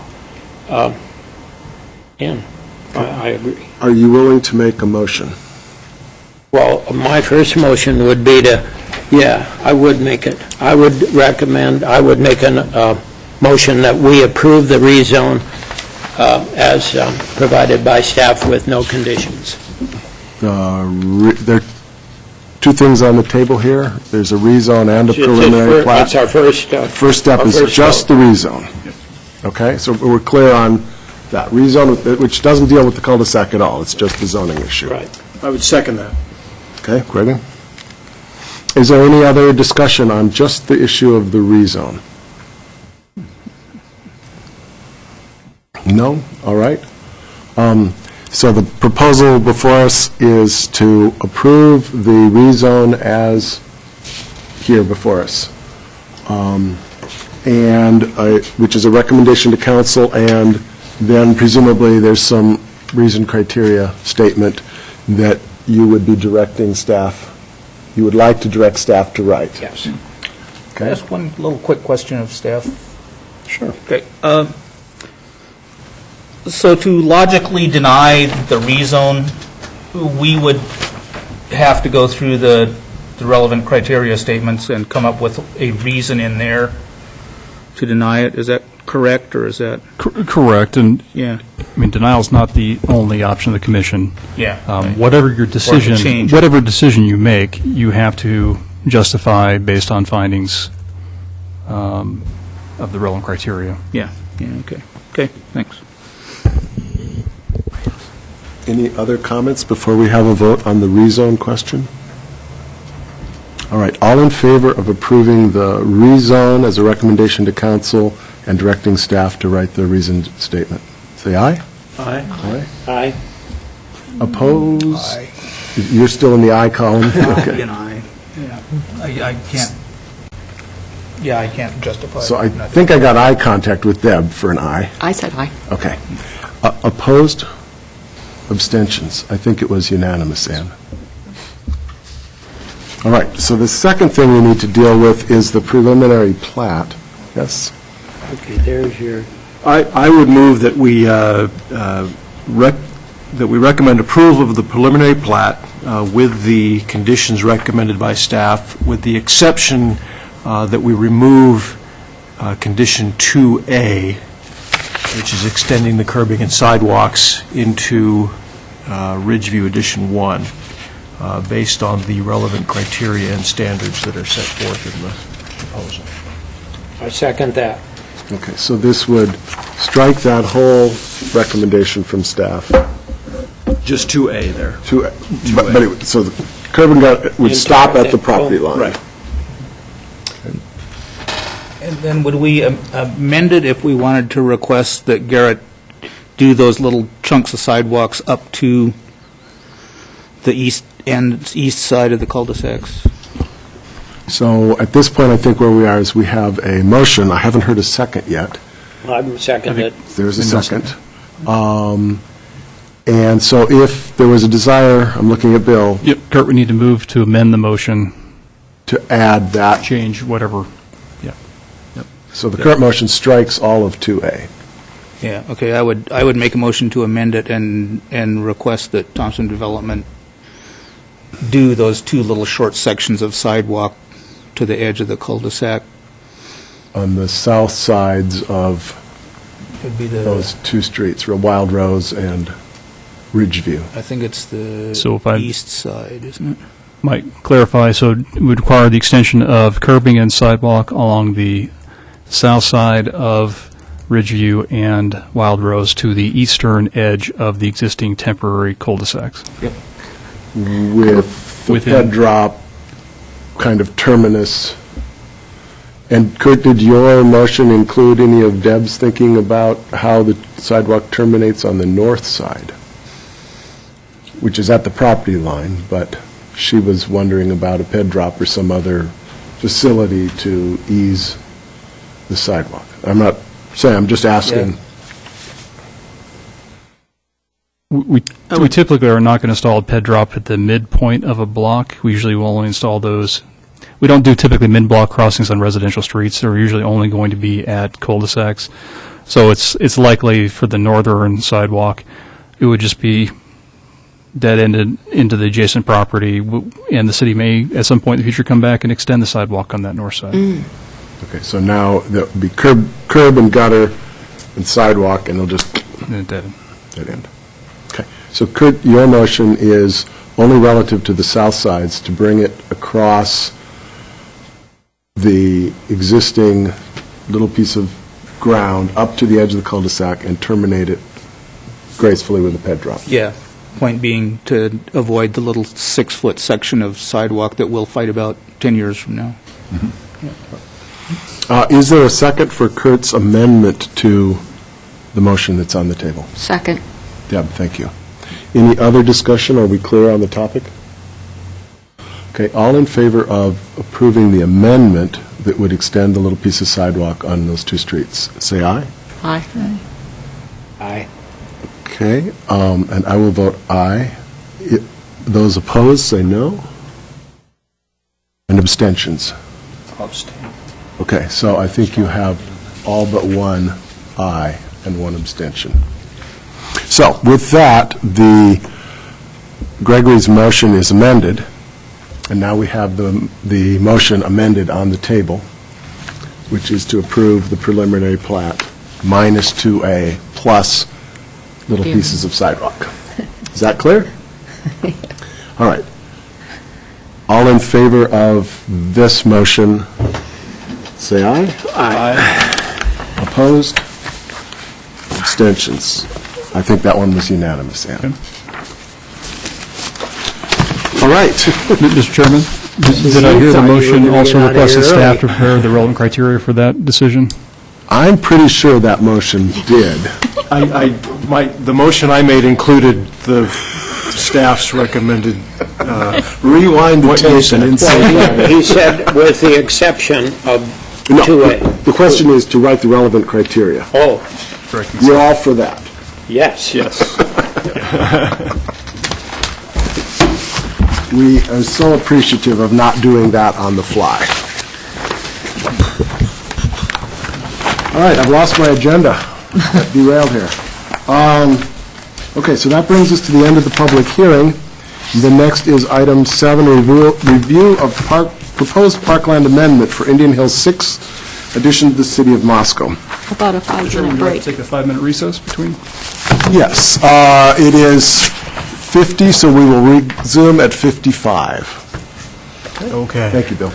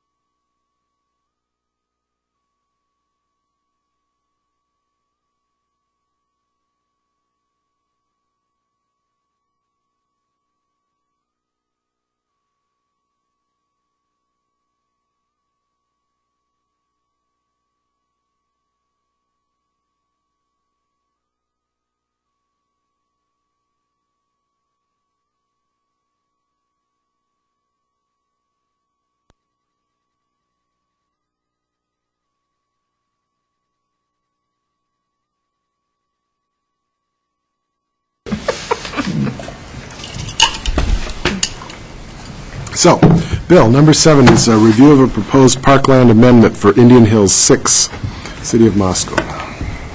Thank you, Mr. Chairman. Just provide a little bit of background on this item. The Indian Hill 6 edition was approved by the City Council in April of 2008.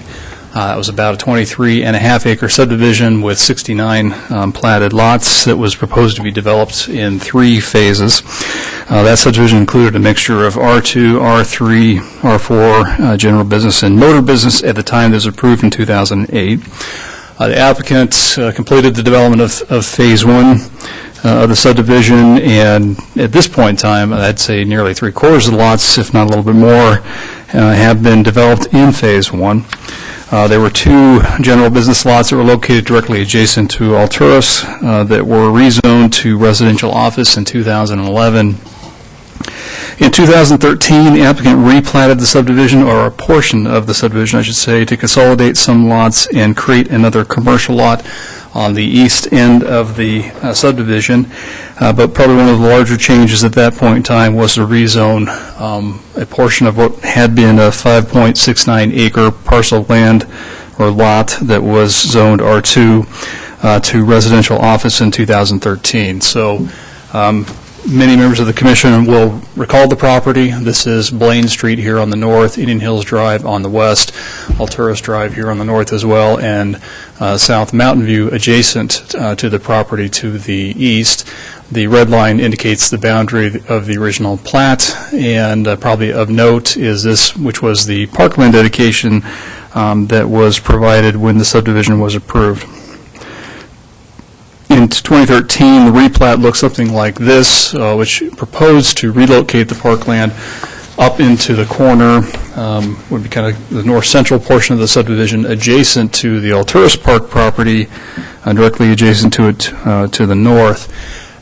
It would have placed residential lots in the location of the prior parkland and accomplished some of the lot line adjustments, boundary adjustments at that point in time. So that was what was originally presented in 2013.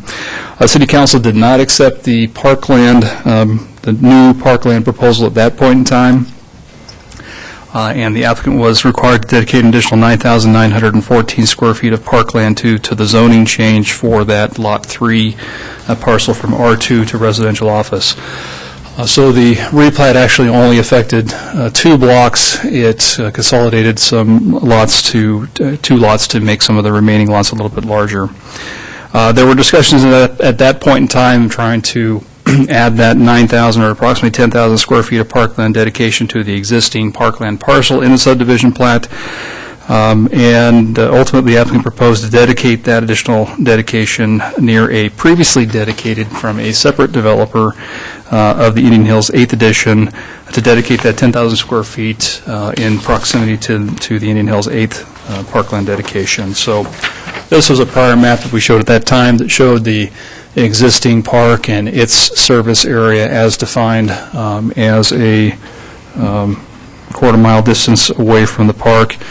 This is the Indian Hills 8th edition parkland dedication, and the applicant ultimately ended up dedicating that 9,914 square feet of parkland requirement for this subdivision in a location that was close to the Indian Hills 8th parkland parcel. This is just an up-close detail showing what was ultimately dedicated by the applicant and accepted by the council. Since that time, which that was approved in August 5th of last year, there has been somewhat continued discussion off and on regarding a alternate parkland proposal to meet that parkland dedication need in a manner that would be located within the Indian Hills 6th edition plat. There have been members of the neighborhood that were very interested in seeing that occur, and were very and advocated for that to happen ever since the subdivision plat was adopted and approved by the council. We received a response to the request of the neighborhood of a manner in which the 2 lots adjacent to the park parcel could possibly be added to the park parcel in order to enlarge it in its existing location within the Indian Hills 6 subdivision plat. So I'm going to run through a few of the details of the outline. So first, lots 1 and 2 of Block 6, which are the 2 residential lots that are directly adjacent to the west of the existing Parkland parcel, would be added to the existing park parcel. That would add about 14,235 square feet, roughly, to the existing 41,063 square foot park parcel. The city would conduct a lot line adjustment on the eastern park parcel and actually vacate about 10.33 feet of the eastern 10.33 feet of the existing park parcel to add some additional lot depth to the 2 remaining lots that are directly adjacent and to the west of the park parcel, or to the east, east of the park parcel. After those 2 adjustments, the resulting parcel would be 53,517 square feet in size, which is a net gain of about 12,454 square feet, and the parcel would have frontage on Blaine and Indian Hills Drive. So this is just kind of a diagram showing this is the existing park parcel, which is parcel B within the subdivision plat. This is the 10.33 feet of parkland that would be vacated, and that land ultimately added to the 2 lots to the east. Lot 1, these 2 lots ultimately would be added to the park parcel, so the park's boundary would now come out to Blaine, to Indian Hills Drive. That would be a combination of a dedication of Lot 1 of Block 6 that would happen concurrently with the vacation of the 10.33 feet, and then a separate purchase of Lot 2 of Block 6 for an agreed purchase price of $47,500. The request for this to occur would be that the city would be required to vacate the pedestrian easements that were originally required from Alturas Drive to a pony and from a pony to the park parcel. The addition of these lots, and that was really to provide a more direct access to the park parcel at that point in time. With the addition of the lots on Blaine, the travel distance now to reach the park is not dramatically different when compared to going and utilizing the pedestrian easements. So at this point in time, I think it's viewed that those are not necessary to mitigate the travel distance as was the original condition, where you're walking all the way around the park, all the way around again to get to the backside of the park parcel. As I mentioned, the city would vacate the 10.33 feet and accept Lot 1 as the dedication. The developer would still retain all responsibility for public improvements and frontage improvements in front of the park, the final park property, and the city would purchase the second lot at $47,500, of which $40,000 is being funded by a private donation, and $7,500 would be coming from the city's Parkland Acquisition Fund. The developers also request that the city retain the previously dedicated 9,914 square feet and provide them a letter indicating that will be utilized as credit against future parkland dedication for development of property around that area. So as they move south of Indian Hills Drive, in that area, that would be credited against future parkland requirements. And so that gives them a focal point for planning as they move into planning future developments in that area. Also, some other items that were included in the proposal was the developer did not wish to advocate or request this. They were agreeing to this to accommodate the neighborhood and the council's desire, and did not wish to incur any additional costs or expenses. So as such, the city would develop all legal agreements and descriptions for the exchange and dedication to occur.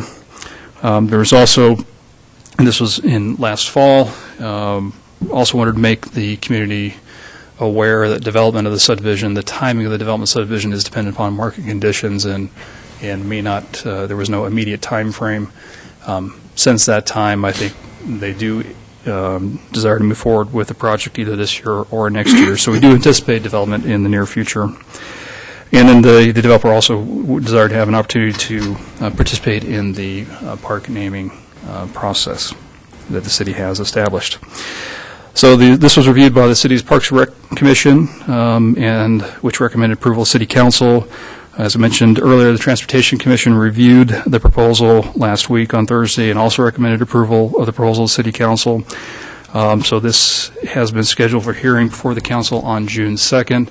There are required public hearings for the vacation of of easements, and the pedestrian easements are easements. And so the council will have to conduct a hearing and make their determination on the vacation at that point in time. There'll also be a hearing on June 2nd for the vacation of the 10.33 feet of parkland on the eastern side of the existing park parcel as well. So I wanted to report to the commission, since the commission reviewed the subdivision previously, and provide an opportunity for the commission to provide any comments or recommendations for the council during their consideration on June 2nd. Thank you, Bill. This has been a long and complex journey that this little park has been going on. You've missed out on this. Before I open it up to some conversation, and what we're only, as Bill pointed out, we're not holding a public hearing here, we're just reviewing a proposal. I'd like to provide a little context for how I think we might want to think about this. Some of you may remember a little while back, ITD was working on its draft environmental impact statement for the realignment of Highway 95. They've been working on this project for a while, coming north from Genesee, and how are they going to come over the hill and down into Moscow. Planning and zoning at that time provided feedback to recommendations to the council regarding that. But we were clear that where our jurisdiction, where our authority stopped, which was we addressed things that happened in the city itself or comments on things that happened relative to the area of city impact. And we didn't take on the elephant in the room, which was which of the three alignments, because basically they've come down. And what we wanted to do was make sure that the information in the draft statement correctly reflected the city of Moscow's direct interests within its purview. Much of what Bill has shared tonight is similarly sort of outside the purview of P&Z.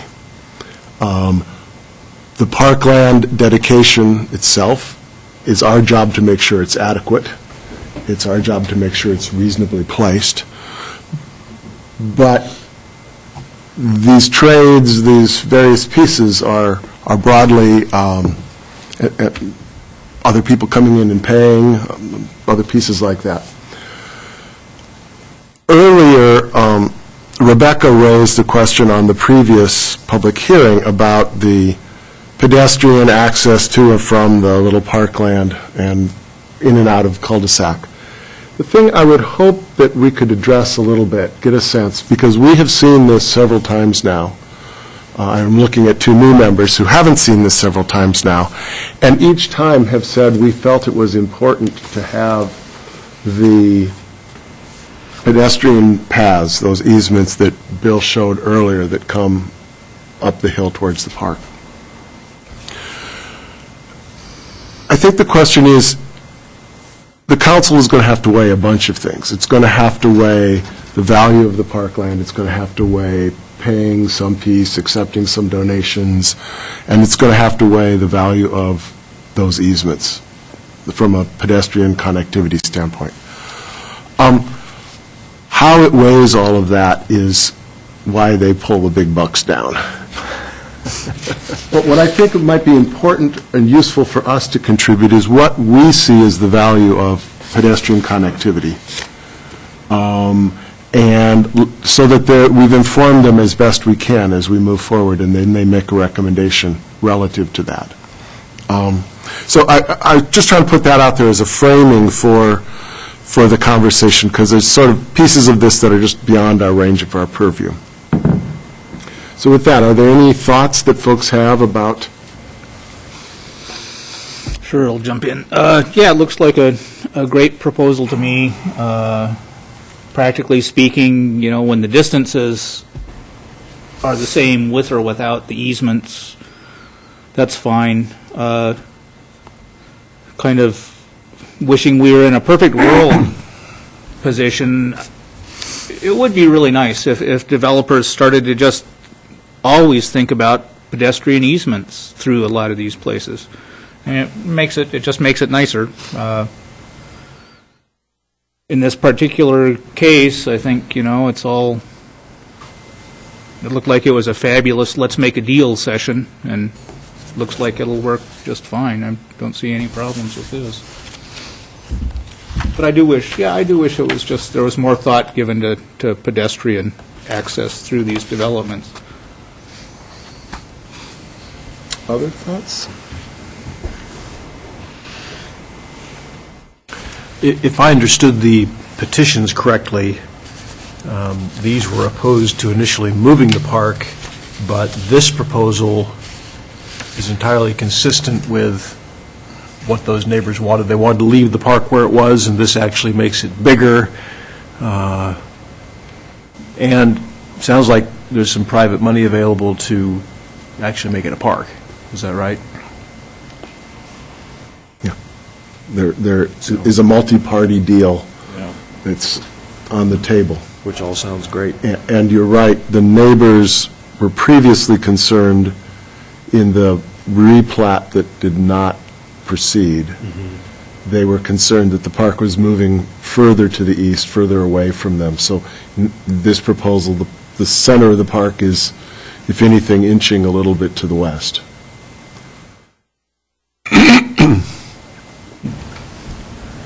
I will say I agree with Kurt that it's a nice addition to have the extra 2 lots. I think that's awesome.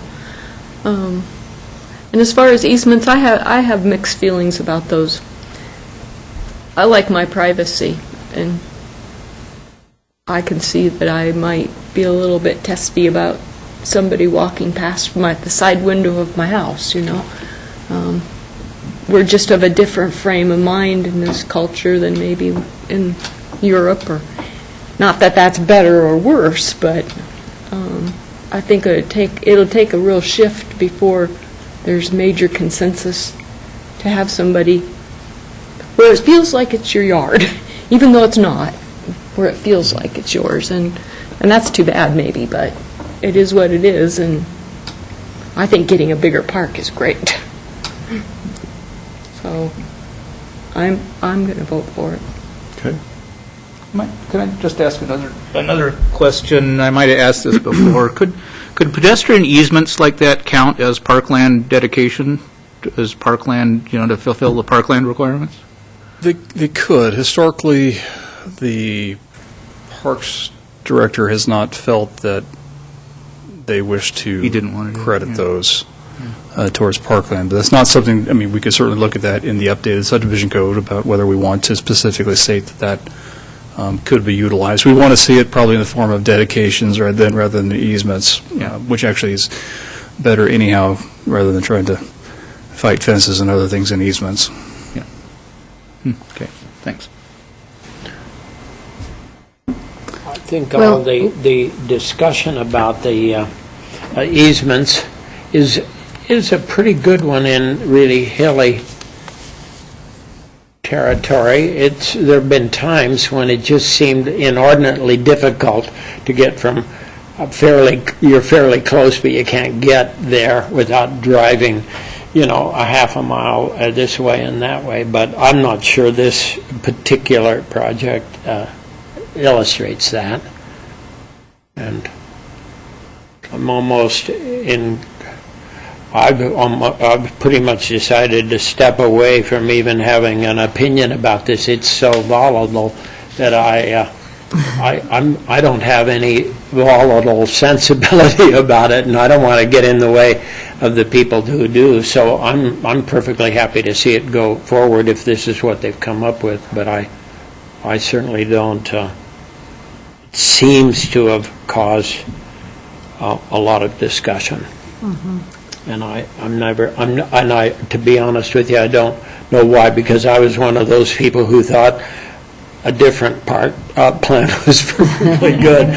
So as it's rolled by me, I'm just going to let it roll right on.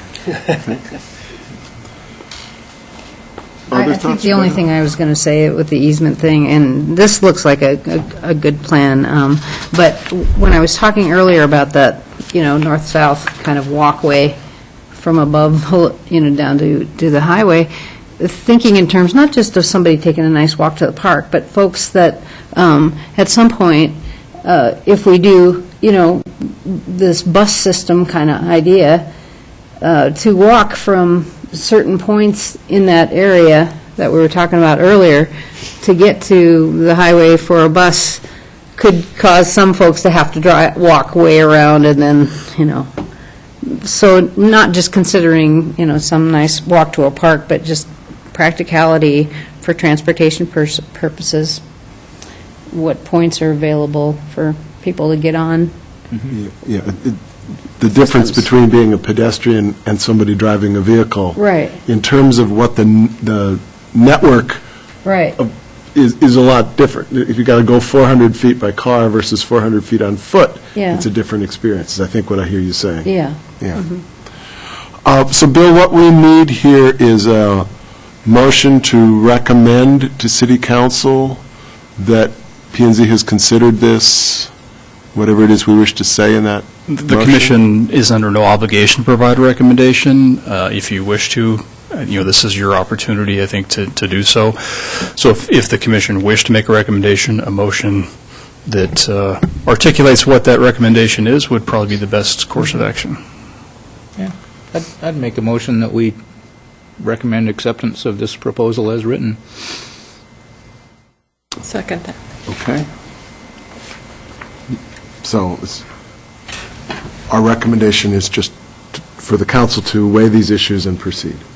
Well, and accept the proposal. Accept the proposal as written. Okay. Is that clear? Any other discussion?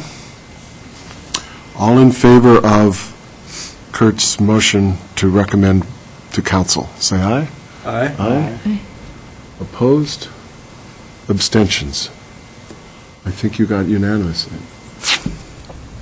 Deb was the second. Sorry. All right, thank you. I guess we're up to number 8. Bill, you're up again. University Zoning District Review.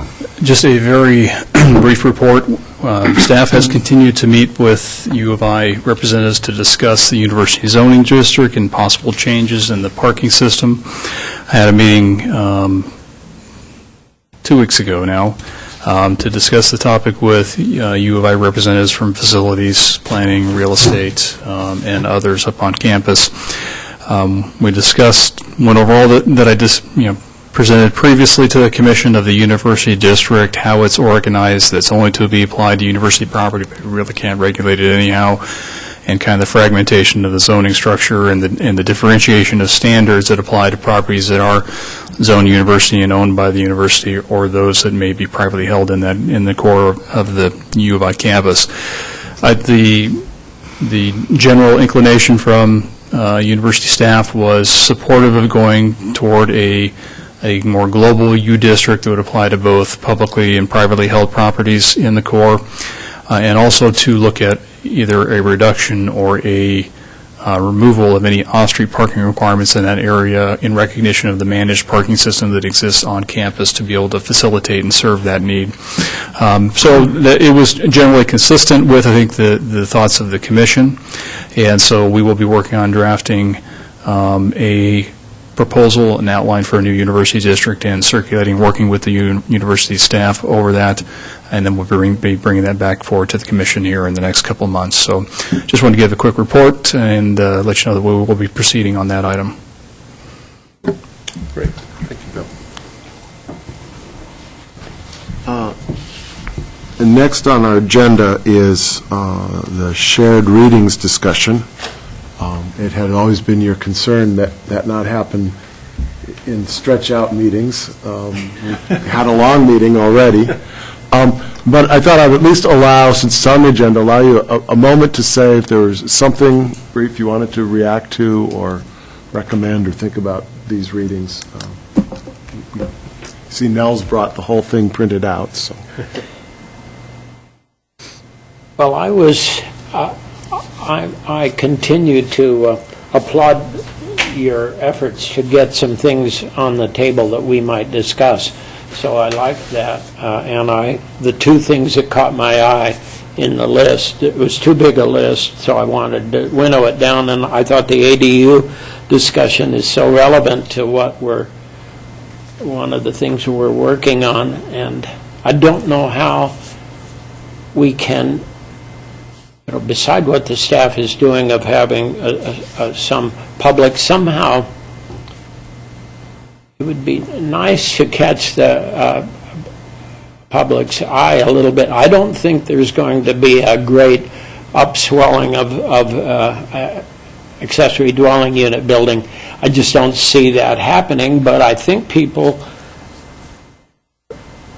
it's clear to me in watching the last 20, 25 years in both our town and in Boise especially, but in many towns, that we're holding and building and remodeling and doing things. We're not just going out to greenfield sites or all the time. People are doing more with the sites they have, and I think that it's a great opportunity. And I haven't soaked up everything about the do's and don'ts from this Sightline daily, but somehow it'd be nice to figure out ways to just keep the dialogue in the public eye a little bit as we get ready to pass the thing, because I hope the council will have good success with it. But it seems to make so much sense to me, but I don't know what the tools are to discuss it in. I think the staff work has been really good at giving us examples of what one can do. But I really I just wish it were. I don't know how to get the public's eye when we have vacant rooms here and we discuss what we think are pretty good issues, but then it's hard to know how to get some public reaction to it. I think traditionally you screw something up. Yes. Yeah. Right. Well, if you're going to change people's lives, of course, that gets their attention right away. But and I agree. That article was a dense read, and hoping that the public would read that is probably a stretch for most people. Just their attention to want to read through that. But thank you. I'm glad. But and as long as I'm on a roll, I just wanted to say that the places in making, we're going to talk in the city. There's some discussion about hiring yet another gangbuster outfit from out of town to tell us who we are, and I'm a little cynical about it. It's not our right. I understand, but it's something that could go on, and yet we have an area, a brownfield site called Legacy Crossing, that could, in fact, be an absolutely amazing development if the town and many developers and people, we should have kept Garrett here for a few more minutes to talk about it, but this one of the things that you just wonder how to get that the next move to make this happen, because I think embedded in Legacy Crossing is the chance to redefine the city of Moscow and its relationship to the university. And I just hope we have the courage and the vision to deal with it. And so this idea of we've talked about placemaking a lot. This is places in the making. They're sort of talking about getting people involved more. What that means, I don't know. I'm not anxious to recommend that we move the farmers market from Main Street to another place, so I don't want to deal with that kind of an issue, and yet we'd like, it'd be really great if we could figure out a way to begin to imagine we've talked about big developments and big things being built in Legacy Crossing, but I have a feeling it's going to happen in a longer way and in more piecemeal bits and pieces.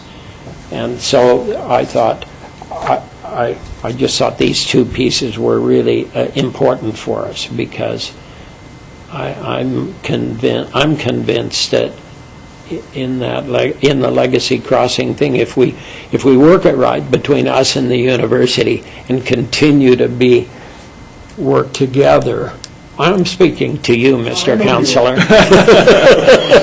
and I think we have a great opportunity. I really do, and it just means that we just have to keep plugging away at it, because I believe something really good's going to happen here with it. And I thought this was good. So anyway, I don't have any specific example, and I hope to bring some things about Legacy Crossing to this discussion here at P&Z soon, but I keep not getting it done. Mr. Weber.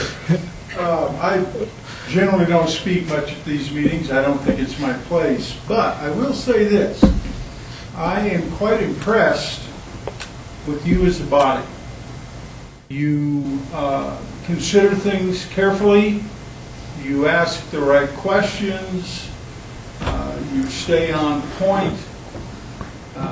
And you usually come up with solutions to situations. I'm not even going to call them problems, just solutions to situations that are well thought out.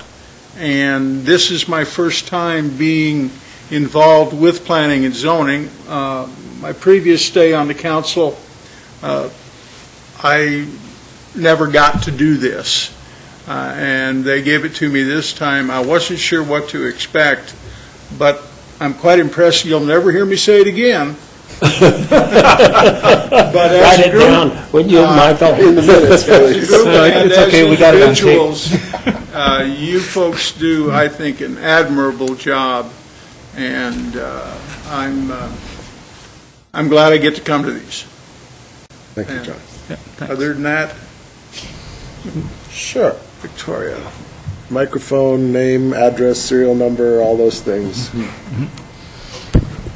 Victoria Seaver, 121 North Lily, Moscow. Just wanted to let you know, don't quiz me. I have read the online articles because I watch you guys. You do a great job, very thorough. But I've gone and read them, and they're very interesting. So I've read the 5 from before that had to do with what you were just talking about and other issues, and I've read the 4 that were on here for this month. So just so you know, there is someone out there. Tell your friends, Victoria. Thank you for that.